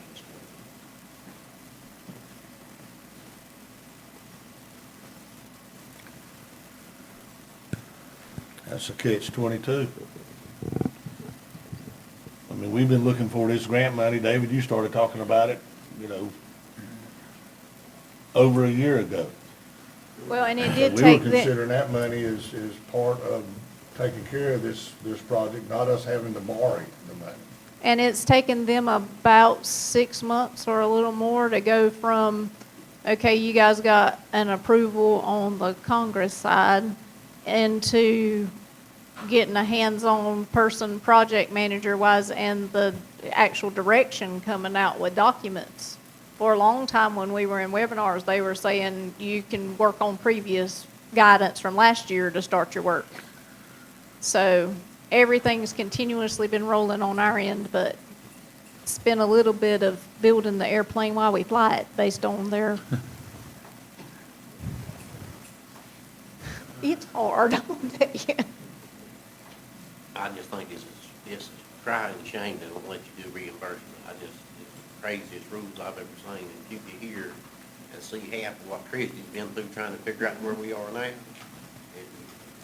It's not a friendly system, I can tell you that. We already have a notebook that's about this big.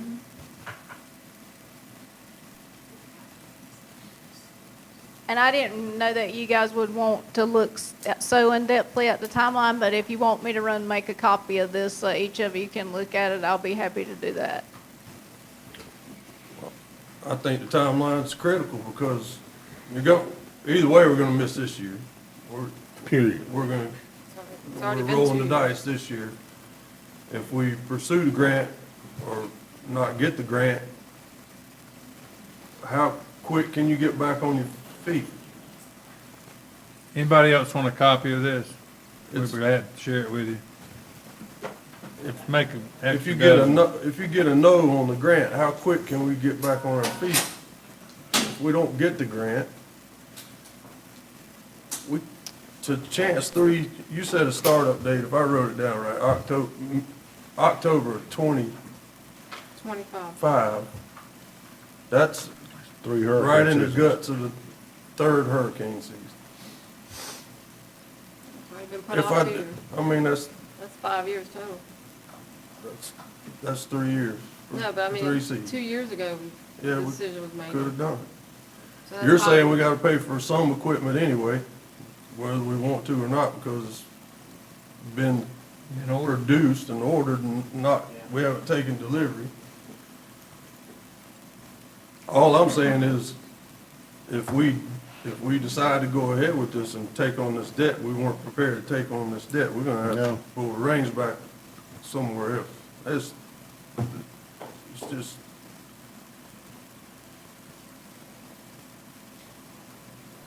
you can't, Yeah, I mean, it gave us. So if you say go ahead with 10 minutes and put the bids out, we're gonna have to do something with the budget.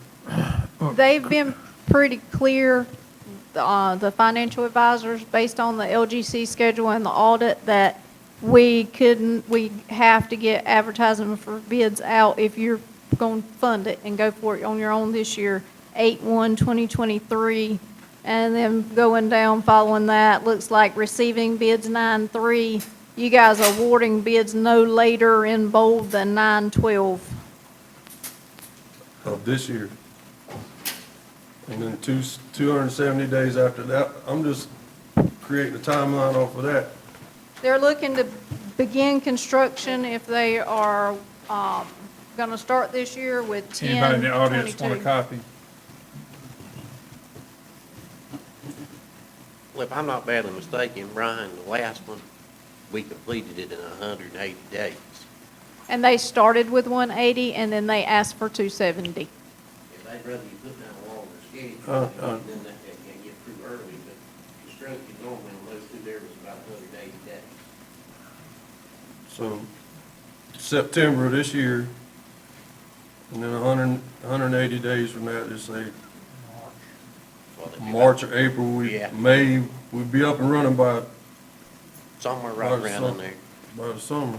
Either way you slice it, that get you going before hurricane season. Cut two hurricane seasons out.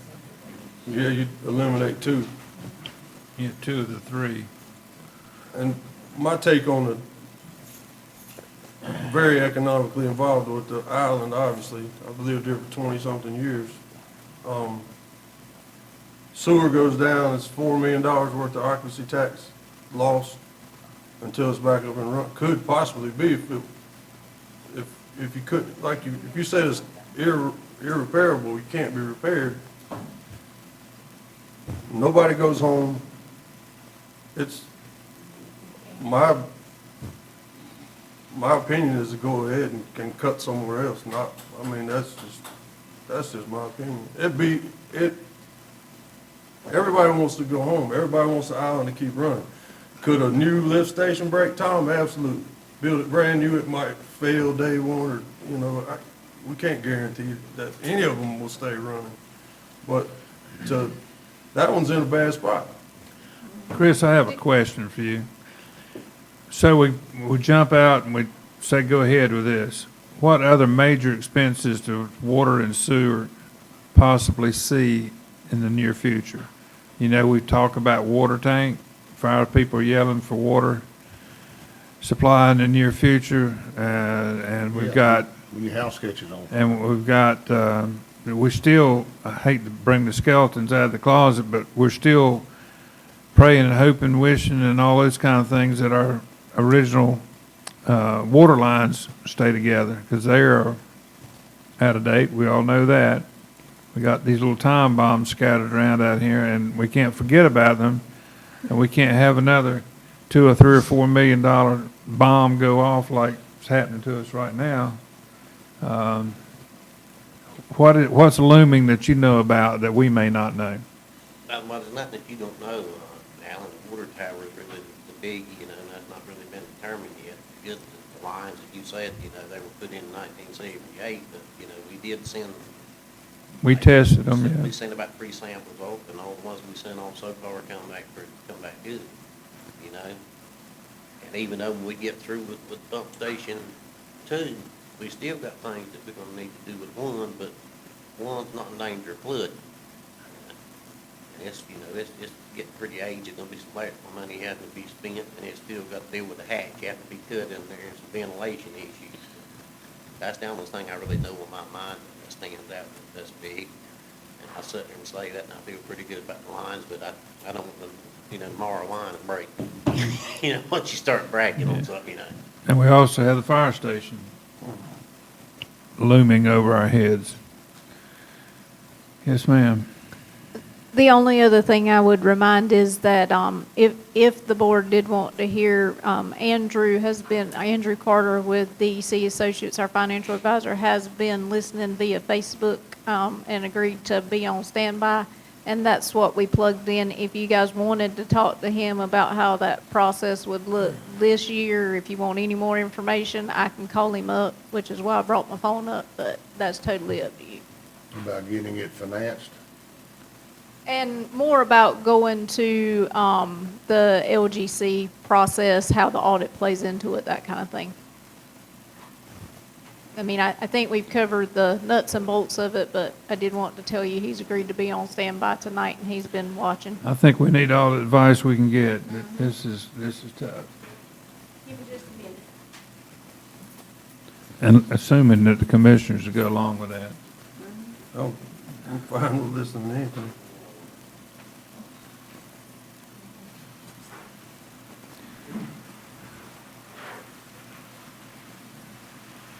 Good time for a restroom run if anybody needs to go. Yes. This will take me through this, so. 5-minute recess. Order, please. Okay, Ms. Christie, you Yes, sir. have I'm some, gonna call Andrew now. will you tell the audience who this gentleman is? Andrew Carter, DEC Associates, they are our financial advisors, and they were instrumental in the Central Reach Project and Central Reach Project 2. Welcome, sir. Thank you for your sharing. One second. You're gonna get read. Oh, we're not, I thought he was on. All right, we'll get this together in a You minute. have all that crowd noise. You know we had to pee. He said I'm ready. Andrew Carter. This is Alan Holden, Mayor of Holden Beach, and we have you on a loudspeaker for the audience, the commissioners, and the staff, and we appreciate your sharing your valuable time, sir. I appreciate you having me tonight. All right, can everybody in the room hear? All righty. Thank you again, and between you and Christie, if you will field some questions and share some information, we really, again, would appreciate it. Andrew, I'll start and get us to where we are with inviting you tonight. So, Andrew received these slides this morning when the financial slide was complete. He has viewed them. He was instrumental in preparing the calendar for what it would look like this year versus next year. I will say that begin construction for this year, if everything flowed through the way it was prepared, is if you guys decide to move forward with funding the project yourself, is on this calendar for October 22nd, 2023. And then the engineers, even though Chris said we built it in 180 days before, they have said that they are not comfortable with 180, that they want the 270 built in. I don't know if they'll need them all, but that's what they're asking. So the rest of the calendar built the 270 in for construction, just like the one that you were handed for if you pursue the grant. And then, Andrew, I'll let you take over from there. Thank you very much. I have been watching tonight, and so I think there's been some excellent discussion about the project, and many of the points that have been brought up, I think have really hit the nail on the head. Moving forward now, of course, requires you to forego the grant, but you have the risk of hurricane seasons and working within the grant system calendar, and so I know that's basically the linchpin of the decision tonight. As far as moving forward yourselves, the issue with you all having to construct the project mostly during the winter months creates a calendar of which we're going to the LGC of what I would say is probably the worst time of the year. Due to the audit requirements, and some of these are new, they now require at least 2 months after your audit is submitted before you can approach the LGC for any sort of borrowing or funding. And so if we miss October, January is about as fast as we can get to the LGC, and that assumes, of course, that the audit is submitted by the October 31st deadline and that there are no findings or changes from the LGC. So because of that, as I believe as Christie and Mr. Hewitt said, we have to back our calendar up from all the dates from the LGC in order to get us onto their approval. And that requires us to have all bids and major state permits to construct the project no later than that September 12th date of this year. That is, the general rule is the LGC wants to know all known costs and all permits required to construct the project no later than 3 weeks before they approve. And so that gets us to that September 12th date if the LGC approval is on October the 3rd of this year. If we have to have all approvals in hand by September the 12th, we need to have the bids before that point. And so we're trying to give a little bit of time in order for bids to come in, and then be able to have a few days or so to value engineer anything that may need to be done, depending on the bid levels that come in from construction companies, and be able to give the board time to look and discuss before you vote on or before September the 12th in order to move forward with the project. So you'll see this is why the calendar is somewhat condensed, in that basically tonight's meeting will need to give direction so that the engineers have time to get bids out, so that we give the bidders enough time to respond and also be able to fit inside the LGC requirements for having our bids and permits. So hopefully I have described a little bit of why the calendar is the way that it is and where we back up our dates from. And so I will just mention two things before I turn it back over for additional questions.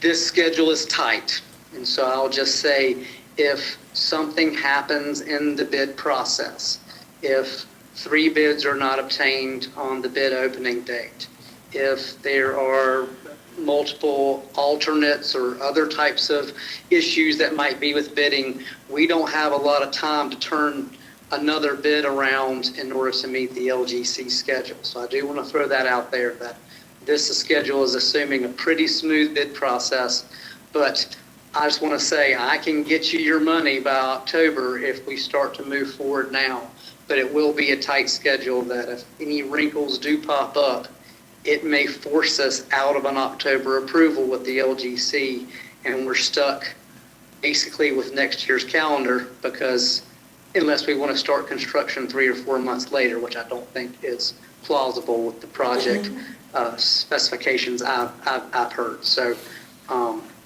I'll stop talking now and let any other additional questions come out. All right, commissioners, anybody want to make a comment or question? Do we have any bids out now? Didn't we get a bid from? No, no. There's not been a solicitation made. Is it a possibility of getting bids in by the 5th of September?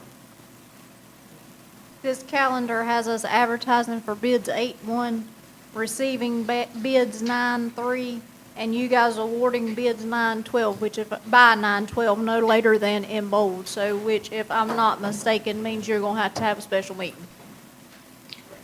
It's worthy of that. I don't think anybody's gonna have a problem doing that.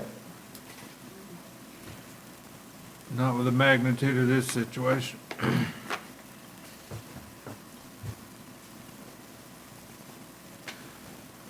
Okay, on behalf of, You had Plan 1 and Plan A and Plan B. I mean, which one would we go in front of the LGC with? Is that a decision we have to make now too? I'm not postponing answering your question. I'm trying to make sure I understand it. Are you saying? You had what- two different scenarios. Okay, option 1 and option 2. That is a question for David or Andrew. So his question is going before the LGC with option 1 or option 2 on that last slide. Or can you go to the last slide, Heather? That one.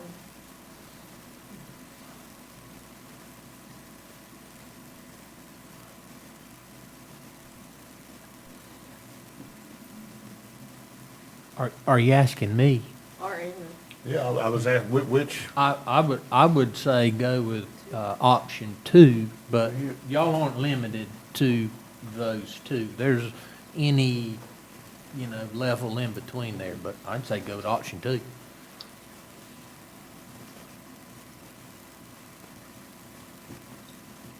I'll speak up if also if you would like. I think Mr. Hewitt is correct. I think option 2 or something similar to it is probably the better way to go. I think almost 50-50 funding it between cash and borrowing is probably a smart plan here.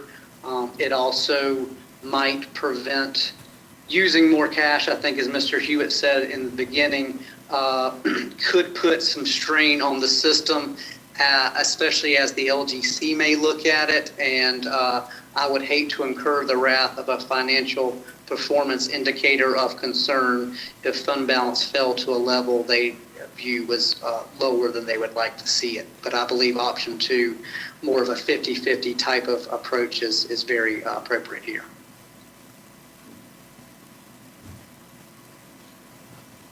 okay.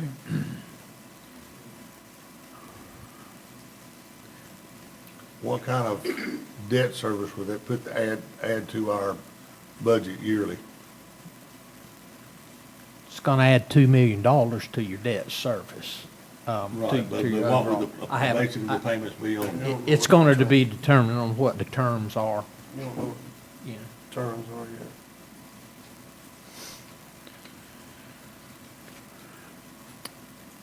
Do the commissioners mind if the chair opens the floor up to the public again in case there's a wise lady or man or Well, correct pronoun in the audience? again, if we, let me finish, Mr. Mayor. If we borrow the $2 million, would that be the money that we can start the project with and maybe postpone the 1.33 till our next budget year? No, no.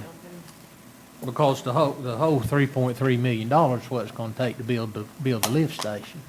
I mean, you're gonna have to pay the note when the bills come in.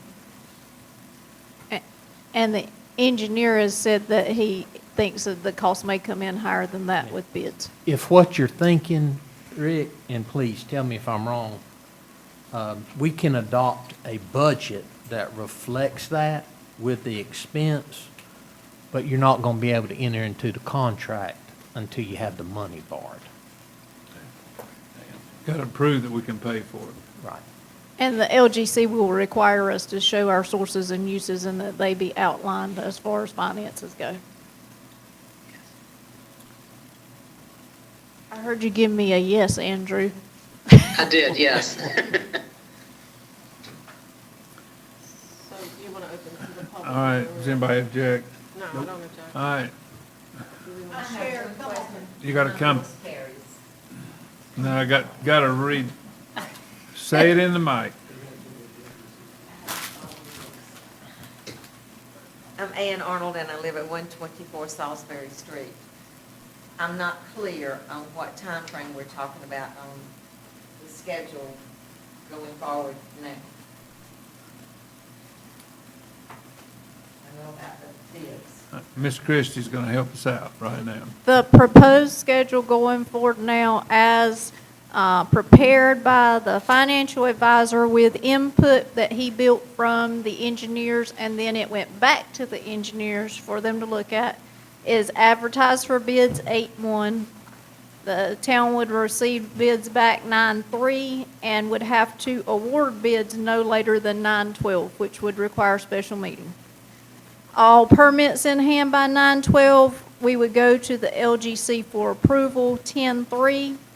We'd look to close the financing 10/11, notice to proceed 10/12, and begin construction 10/22/2023.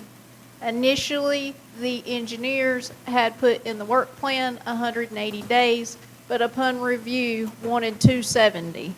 So if you build 270 off of October 22nd, 2023, that would be when they were saying ending construction. That would be when, Christie? If you built 270 days and you gave them the entire time that it would take that they requested off of begin construction, which was 10/22/2023, that would be when construction is complete. It's not on the sheet of paper that I have in front of me. So if you build, July, right? I do believe it was July, because I 240 believe July, Chris made a August. comment that he sure would rather it not be July, but that's what we had. 240 is July. About now. About now. Yeah, so a year, about a year. So 2. Theoretically, it'd be done before hurricane season that year. Next year. Okay, we're going to go to the audience. Raise your hand and come speak to the microphone. Hate to ask, but give your name and address again, because the people that are listening in elsewhere can't see who you are.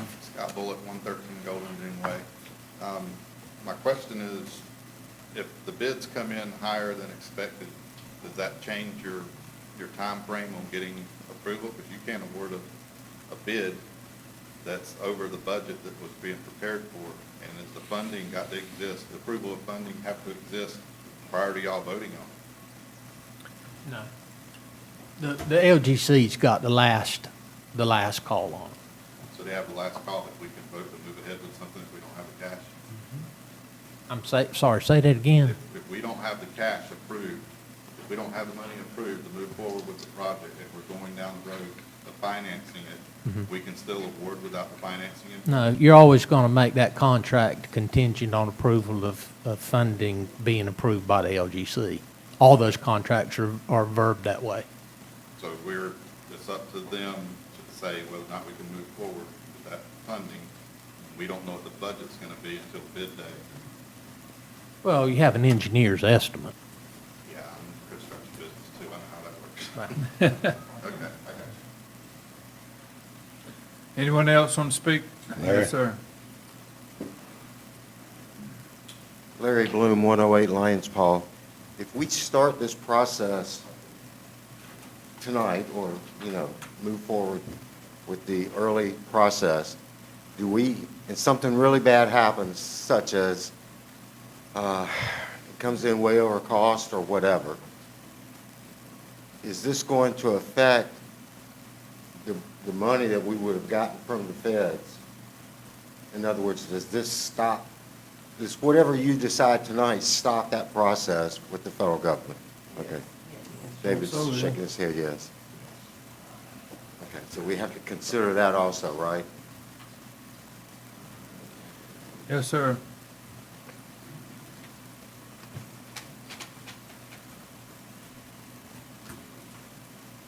Rick Barfus, 140 Tarpon, trying to compete with Tim for time up here. My question is, the timeline you got, Christie, does it take into consideration the bike lane and repaving issue? Is that all considered as we lay out construction, whether or not that'll have an effect? I don't think that's a problem. Okay, all right. Mr. Clemens, you agree? That's not an issue? Well, it's never been discussed, but I don't think that would affect anything. Yeah. Yeah, I mean, because we've got such a tight schedule there. Okay, I just wanted to ask that. Thanks. Good question. Anyone else in the audience? All right, well, yes, ma'am, you gotta come to the podium. We all love you, but we can't give you special pleasures. I'm Terry Bullock, and I'm at 113 Golden Dune Way, and we live here full-time, and here's the thing. Can't you do special assessment? I mean, I know people don't like to hear that, but if you take and do a special assessment times, just say if it's $3 million and across 2,000 houses, that's only $1,500 a house. And I know it sounds like a lot, but it's a way to make up some of this money. And I mean, it's not every year. You know what I'm saying? And I mean, that's my thought. Anyway. That's a good, interesting thought, but just keep in mind there's approximately 3,500 parcels on the island, and every parcel benefits from the. Yeah. Well, that makes it less. Well, that makes it less. I only did 2,000. Yeah. So. All right, anyone else want to speak to the subject? Otherwise, we're going to come back to the board for discussion. Okay. Back to the board discussion, and I believe we had a motion on the floor. We still have a motion on the floor. Or did we take that motion back and put another one on the floor? Well, I'm gonna ask Want to the withdraw? town clerk if we can, the timeline that I was originally thinking was that we were gonna set it back a year, which would have been, we would have done it next year. But if it's gonna be 3 years, as one of the speakers said, it's been 16 years since we've had an issue, but here recently, we've had it a washover quite often. So I just don't know if holding off for 3 years would be economically sound, as thinking in two different aspects. Number one, the number of people that actually live here and keep this economy going, number one. And number two, the people that visit here and spend their money and keep the economy going, plus the occupancy taxes that we're able to pick up. And that, looking at it in that light, holding off 3 years and the possibility of a hurricane coming and not coming in 3 years is, I've been here 60. I just don't feel comfortable with waiting that long. But if we can get the funding and we have the ability to maybe make some adjustments in the budget to slow some stuff down, maybe we need to maybe look in that direction. Because it seems to be, once I made the motion, there seemed to be quite a bit of a round swell of, no, we need to do it, go ahead and get this moving before we end up with Chris not able to supply us with the sewage treatment and removal that we need from the island. Madam Clerk, would you read that motion back so I've got it in my mind right? To postpone lift station 2 project for 1 year. That's the motion you made. You want to leave that on the table, or do you want to? I'd like to retract that motion. Does the motion seconding party agree to that withdrawal? Yeah. All right, that motion comes off the table. Is there another motion? I want to just ask one question to Chris. That was underwater this past year, right? Correct. And you got it back going. So no matter, underwater's underwater, no matter. Now, let me back up on that. Okay. It Clear me wasn't up. completely up underwater, Brian. The whole bottom of the thing never filled completely up, but we had water up at the top level of the station. You know, if it would have filled up to where it was like it was on the outside, you know, they wouldn't have been no recovering that.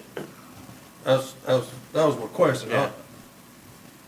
I just got to thinking up here, did we already revive this thing one time?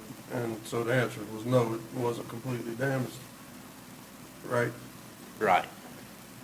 What about East Oasis? Is it the same condition? About the same, which I don't know that they weren't a little higher than the last time. And I know Ally can remember this, it weren't this past January, but the January before. The One of those nor'easter. king tides looked just about as bad as what you see on that picture. That wasn't even a Right there. king tide, that was a nor'easter. The king tide was Yeah. the week before. Yeah. And we had 5 inches under our house. We had 29 for East Oasis and 25 for Ian.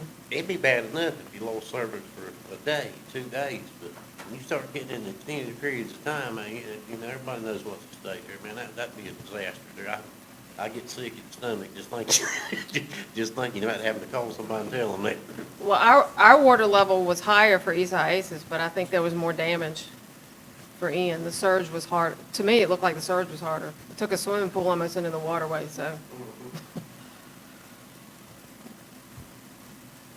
I just hate we waited for 2 years waiting on this, this grant money, kind of banking on it to help us Russian move roulette, this we're already 3 project bullets forward. in. Move this project forward, but, Now, go ahead, and for the record, I'm gonna go ahead and say this one more time, and I've said it plenty of times. If anytime we get something like we had then, and we have to shut something off, you know, you hear all these people, you know, well, I thought that's the reason we spent the money on the system. Well, we'll never be able to run that system when it's like it was the last time when that water on the ground. That just ain't never gonna happen, but the main goal is to be able to have something come back to. I want to second that because those improvements are not made to run the sewer during a hurricane. They're made to shut it off so you'll have something to come back to. It's not meant to run the sewer during a hurricane. in fact, David, didn't we get a message from Brunswick County that they were gonna pretty much disable our sewage system if we had what it was, a 4-foot surge or a 4-inch surge? I can't remember the exact number, but it wasn't much. Well, there was. And they could do it just on the weather forecast. They also threatened us about turning the water off, the water supply off.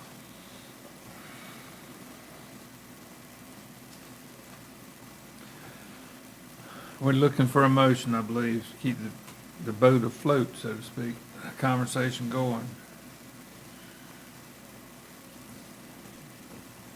Ms. Hewitt, you recommended, and I believe Is he still online? Hey, we just lost him. He MSU recommended the bottom 3 lines up there on the screen. We'll get him back. All right. Yes, sir. We lost you, but you're back. I'm back. And you think the pay-to-go option 2 is the best of the 2 options? Yes, sir. I think that is the more preferable option.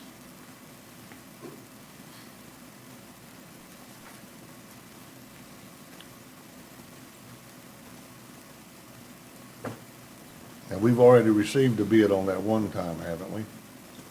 That lift station? An estimate, I believe, Mr. Hewett No, said. that, we went through the bid process. Oh, we did? Accepted bids, and the board decided not to award. Yeah, it was way high. That's when the prices were soaring.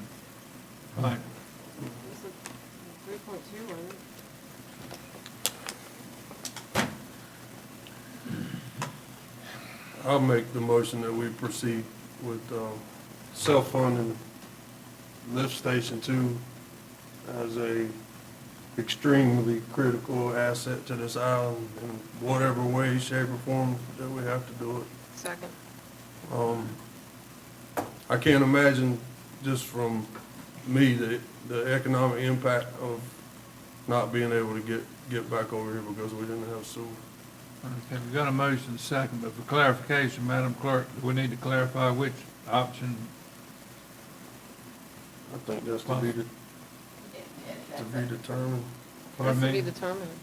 Do they need to do it now, or? I'd say, in terms of a general direction, if you'd specify option 2 for us, it's gonna make it a lot easier for us to get the paperwork together. Say similar to option. So with Similar the- to option 2. With the pay, with the loan similar to option, pay to go option 2. 2 million.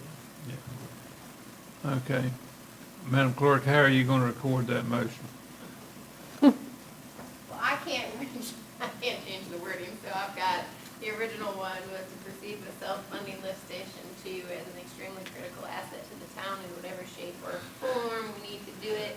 And then I'm going to put, amended the motion to add pay-go option, similar to pay-go option 2. Okay. Yeah, you can take out the last part of the first. Okay. if you want.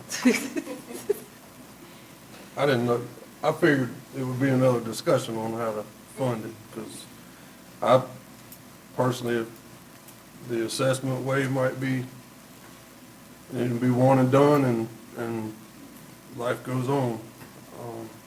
I don't know the best way, I'm not an economist, so I would look at all that, all aspects of some way to pay for it. Bad timing for sure. All right, everybody understand the motion? You ready to vote? And this is startup with, everything falls into place. It will start construction in October of this year, and it'll be finished by July of next year. Open. 270 days from, Do you see that, do you see any major issues that could make that not happen? Absolutely. yes, an old ton. Absolutely. There's 1,000 things that can go wrong with this schedule, with the bids, getting a sufficient number of those bids, the quantity of the bids. There's a whole lot that can go wrong with this schedule. The first thing is it is extremely compressed. Okay? There's absolutely no wiggle room in this schedule. Very critical to try to meet it, though. A lot of this decision is based on the information we've been given.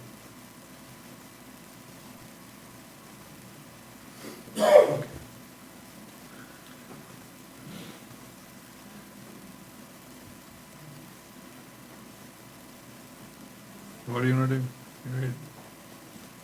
We got a motion and a second. Mm-hmm. You ready to vote? All in favor, say aye. Aye. Opposed? It's unanimous, Madam Clerk.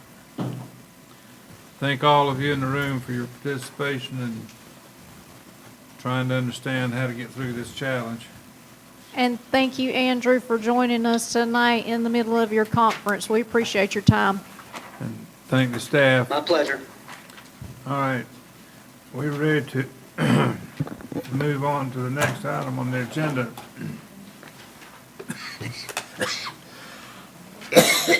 Madam Clerk, The board has the information in front of them of the members that need to be filled. The Board of Adjustment and Parks and Rec Board both have members that are eligible and willing to serve another term. So if somebody would like to make a motion to put those guys back on the board, that would work.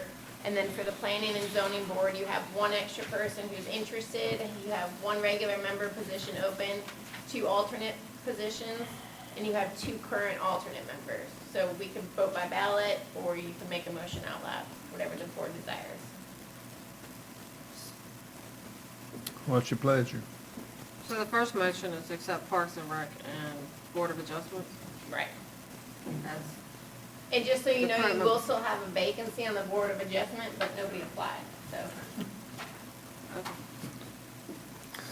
the So it needs to be 2 separate motions, Madam Clerk? For Board of Adjustment and Parks and Rec, you could do as one motion, and then we just have to decide what to do with planning and Okay. zoning. Well, I make a motion to approve the current eligible members of the Board of Adjustments and Parks and Rec Board to serve another term. Is there a second? Second. Doctor, second. Discussion, hearing none. All in favor say aye. Aye. Opposed say no. It's unanimous. And then if you guys want to do by ballot, I would recommend you do the regular member first. I did them as 2 separate ballots, just so we could do that really quick, and then we could decide the other 2 would be the alternate members. Or if somebody can make a motion out loud, whatever you guys prefer. I make a motion to move Aldo Rovito to regular member and Mark Francis and Ashley Royal as alternate members. I'll second that. Any discussion? Hearing none. All in favor say aye. Aye. Opposed say no. It's unanimous again, Madam Clerk. Okay. A dog video, Ms. Ferguson. Yes, sir.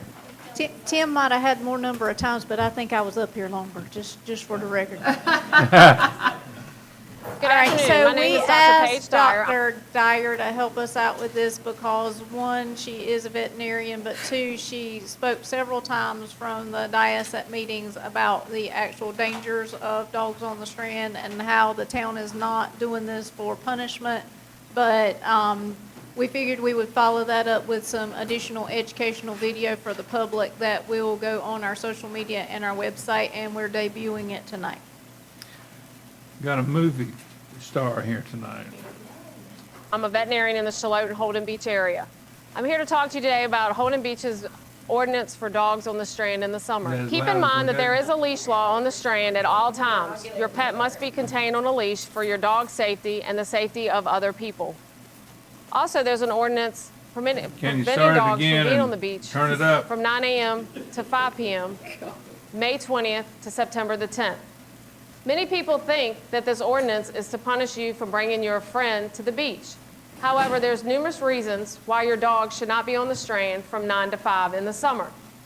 The AKC website says that the worst time of day for dog is 10 a.m. to 3 p.m. This is the hottest part of the day and when the sun is more intense. One issue is burnt paws. Dogs walking on pavement and dry sand can burn their paws and damage their feet. So keep in mind that this is a big danger and can cause severe burns to the paws. Sunburn is also an issue. Many people think dogs don't get sunburned. However, there are many dogs that are white, thin hair, non-pigmented. These areas exposed to the sun will burn. The problem with burned skin is this leads to skin cancer. There are numerous incidences where dogs get skin cancer from UV light exposure. It's recommended that dogs wear UV protectant shirts and dog-friendly sunscreen. But the best thing is to not have them on the strand in the middle of the day. Another problem is heat exhaustion or a heat stroke. This is a very high body temperature that's not caused by a fever. So if a dog is in temperatures of 70 to 80 degrees and 80% to 90% humidity, this can cause a heat stroke. This is an emergency, and dogs can die from the exposure and from the situation of a very high temperature. Sand impaction is another problem we can see. Dogs playing with toys and picking up food on the beach can ingest sand, and this can become impacted in the lower digestive system. This can require surgery and is another emergency situation. We also have to be concerned with the marine life. Pets can become encountered with turtle eggs on the beach that the Turtle Patrol is trying to protect. You may not realize it, but before you know where your pet is, it could be digging up a turtle nest and ingesting the eggs. Also, jellyfish can sting their dogs just like they sting humans and cause severe rash and inflammation. Also, crabs and small marine life could be damaged from pets picking them up in their mouth and stepping on them. Salt water is another danger that can affect our furry friends. While you think your dog is hydrating himself, drinking water, if it's salt water, they can become dehydrated more quickly, and they can also suffer from salt poisoning. This causes vomiting and disorientation and is an emergency. Finally, the rough undertow in the ocean that affects us can also affect our dogs. You can have the dog that's the best swimmer, but an undertow affects them just like it does humans and can cause drowning. Also, you may not know this, but there are many breeds that cannot swim, so if they get into the water, they could drown. Everyone wants to have a great day at the beach with their pet, but keep in mind, during very extreme temperatures, a good day at the beach can quickly turn into an emergency situation and even death of your pet. The ordinance is to protect your pet. It's best to have them on the beach before 9 or after 5, or just wait till it's a much cooler day and you can enjoy the time with your pet and not worry about any dangers. So just a friendly reminder, make sure pets are on their leash at all times. This keeps them contained and from getting themselves and you in trouble. Also, the ordinance is no pets on the Strand between 9 a.m. and 5 p.m. from May 20th to September the 10th. Also, please carry bags and pick up after your pets. Thank you. That's a well-done job there. Very good. All right, anything else, Ms. Ferguson? All righty.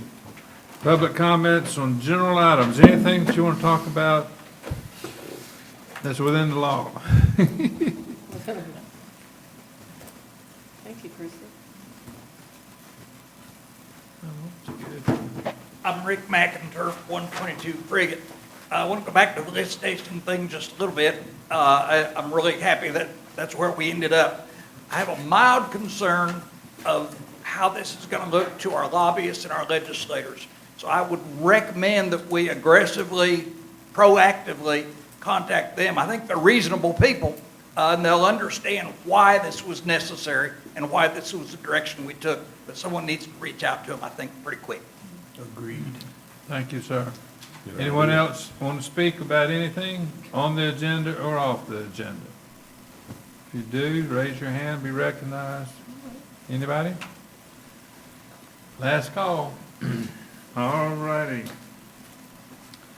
We're on number 17, Town Manager's Report. Mr. Hewitt? Yes, sir. My report tonight is limited to the budget, the actual, as we go into the new fiscal year. This report is an attempt to give a synopsis of where we ended up at the end of 30 June 2023. So this is the fourth quarter. It is a preliminary final. We have not closed the books out yet. There are still some outstanding transactions that have to take place, but it's pretty close. Some of the highlights, that's what I'm going to go over. And this is on the general fund, the water and sewer fund, the B-Part fund, and also the canal dredging fund.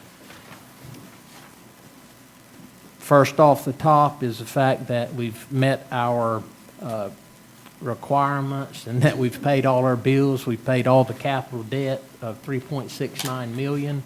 All funds are in the black except the water and sewer, and I'll speak to that because it's not really in the black. But when you see the slide, that's when I'll explain it. Some of the revenues, our main ad valorem that are like our ad valorem taxes, that is standing at a level that we collected more ad valorem tax than we budgeted this year, 100.13%. Our sewer capital likewise collected the same way on their tax bills, 103%, and then canal dredging lagging behind about 95%. Some of the other local state revenues, our sales and use tax is way up, 157% or $412,000, and our utilities franchise tax is pretty much on target with the budget at 103%. Occupancy tax, highest that we've ever had. It's 111%. Comes in at $3.91 million. If you remember, in this year's the new budget, we budgeted a flat $4 million. Building, it comes in about 86% at $291,000, and then the dark horse, we've got our first full year in on parking. That came in at 184%, well over $500,000 in revenue for this past budget year, $548,000.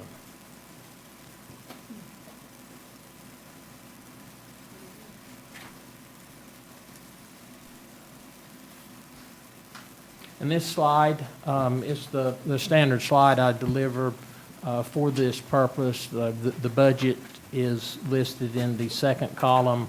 The actual to encumbered is the third column, the differences, and then the percentages in the last column. We're in the black for $879,000. All of the transfers have been made except the fund balance appropriations in these funds, and additionally there are some other transactions in the water and sewer fund. That $144,000 in the red in the water fund, we've got about $260,000 of transfers in and also appropriated fund balance, and then which is about $240,000, and then there's $100,000 worth of expenses that are showing in this budget, but they will be rolled into the next year. So all that said, that negative $144,000 is more in the neighborhood of a positive $250,000 there. I'm not worried about that negative 144 at this time. Over in B Part, we're about $500,000 ahead, $539,000. Again, all the debt services have been paid. And then in canal dredging, that is coming ahead by $191,000. That is a stratospheric view of the budget. If you want to delve into all 400 or 500 line items, we post the monthly budget to actual on the town's website every month, just as soon after the turn of the month as we can. And that's all I have. Any questions of Mr. Hewitt? So overall, you feel like we're in good shape, sir? Yes, sir. No questions? All right, mayor's comments. The judge is not here tonight. Regrettably, he had a funeral that he had to attend, and we all know what that's like. The good news is, for those of you that are seeking higher paying jobs, you have until Friday at 12 o'clock to sign up to run for one of these positions here, and encourage all of you to give it strong consideration and help your neighbors, help Holden Beach be a better place. So we appreciate all of those of you that have volunteered for the various committees and positions that are available in the town. And tonight was a good example of a good group of volunteers putting their name in the hat again. So thank you for that. Overall, the summer seems to be going reasonably well, except for the weather, and maybe that'll get better. And Christy, we'll try. You gonna keep the rain away Sunday night? Who do we have Sunday night? Who? Band Band of Oz. Oh, yeah, that's a good one. So we're looking to you to keep it dry and cool. And Mr. Clemens, we're looking to you to keep the wind blowing the right direction around that sewer. Yeah. Okay, very good, very good. Some good wind out of the northeast would be nice.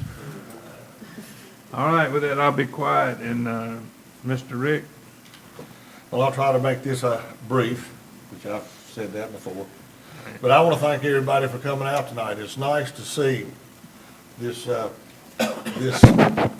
many people here that taking interest in what we're trying to do here. This is not an easy position. You guys got to understand that it's tough to sit up here and make these hard decisions. And so people that, like Alan said, if you want to join the fray, we've got some empty seats here and some that are going to reapply. But we appreciate the interest and the input that you guys had tonight. And the guys online, the same with you. As usual, I want to mention the golf carts as I did to the chief today. Things are actually seem to be, I saw more seat belts on than usual. It's still somewhat of a nuisance. And I know this is kind of redundant, but for people that live on the west end of the island, they get to see more of the golf cart traffic versus the east end. You know, it makes quite a bit of difference. I mean, the ones on the east end don't get to see, you know, the majority of the traffic on the island. Another thing is the boat docks and canals. I think we made a good decision tonight to let KEMA take care of that. I was actually in communication with Jonathan Howell and Tara McPherson. Those people, they actually came down to the island. And, you know, at the end of the day, Mr. Carter was right. That dock was too far out, and he brought it to their attention. And bringing it to their attention is going to get it moved to where it was really supposed to be. So to keep us from getting in this position again, as I said, after Tim spoke with us, that we need to make sure that we contact, if we see a neighbor on the canal that's building one, the dock is visibly too far out, we need to make sure that the KEMA person here, our new KEMA person, or Tim, or call me. I've got these folks' number, and I'll see if we can get somebody down here to make sure that we're looking after this stuff. That dock was on 116. It's going to have to be moved. They said they were going to have to be moved within the next 2 weeks, which I hope the contractor's doing that. But we need to keep an eye on those contractors. The contractors are the ones that are doing it, and they draw a real nice picture. They get an approval, and then they build something different. So we need to make sure that those are addressed. Also, they made notice that we in talking with Tara that there were some 16 others that they are being investigated. So we just want to keep a hand on this before it gets out of hand. The ADA stuff, Tim, you and the staff are doing a great job getting that stuff moving along. I know the permitting process is tough, but you getting it done, and that's what we want to do is if we can. And we've also had some suggestions on the ramp going up to the pier to put some shaded areas to make sure that our ADA folks are looked after. 796, it's looking good. I mean, that house looks the best it's looked in years. I think we need to probably put a lot of thought into exploring the possibilities of getting it rented and getting some revenue generated out of it. Other than that, it's been a good start to the summer. My job, Mr. Holden told me, was to keep the hurricanes away, and so far I've done a good job and hope to continue. Thank you, sir. Thank you. Brian? I'll keep it short. I appreciate each and every one of you for coming out tonight. Coming to these meetings, they're not the most exciting thing in the world. This position up here is a little gut-wrenching tonight, you know, when you have things at the last minute and you got a deadline to tonight, and it's kind of harrowing to talk it through, and we all hope that we make the right decisions most of the time. So we hope what we've done is definitely proactive and taking the path of least resistance to chancing that this island may be closed for any limited period of time, which I know nobody wants to see. We all want to go home at night. Not to mention all the people that come over here and enjoy this place. And if you're brazen enough to be on that beach, as I was the other day, that's some of the prettiest water I've ever seen out off the coast here, and it looks good out there, and there's a ton of people out there enjoying it, so looks like everything's in full swing. Again, I want to thank the staff. I know Tim's exhausted. The heat takes a toll on all of us out there working, and you're making a lot of progress on some hard stuff, so we appreciate all your work. Chris, the same, as well as Jeremy. That's about it. I appreciate you coming out. We do value your opinion, so please, we try to respond to every email, and we'll gladly listen to what you have to say. Doctor? I just want to reiterate, thank everyone for coming out. It's good to have people out here participating and giving us your opinion. As they said, you wish you could make a budget and run by it and not have any bumps in the road, but I think an emergent situation that could affect the people that live here from not being able to go home and the economic impact it could have on the island is certainly going to have to be put ahead, and maybe some projects that I hope people understand. We may have to push some projects even though we don't want to, but I think this is an emergency that we need to deal with. And I'd like to also thank the staff also for working hard on, there's a lot of things, projects going on, and they're working their butts off, and everybody continue to enjoy the summer. All right, thank you. Is there a motion to adjourn? Motion. Second. All in favor, say aye. Aye. Thank you all for being here. We are adjourned.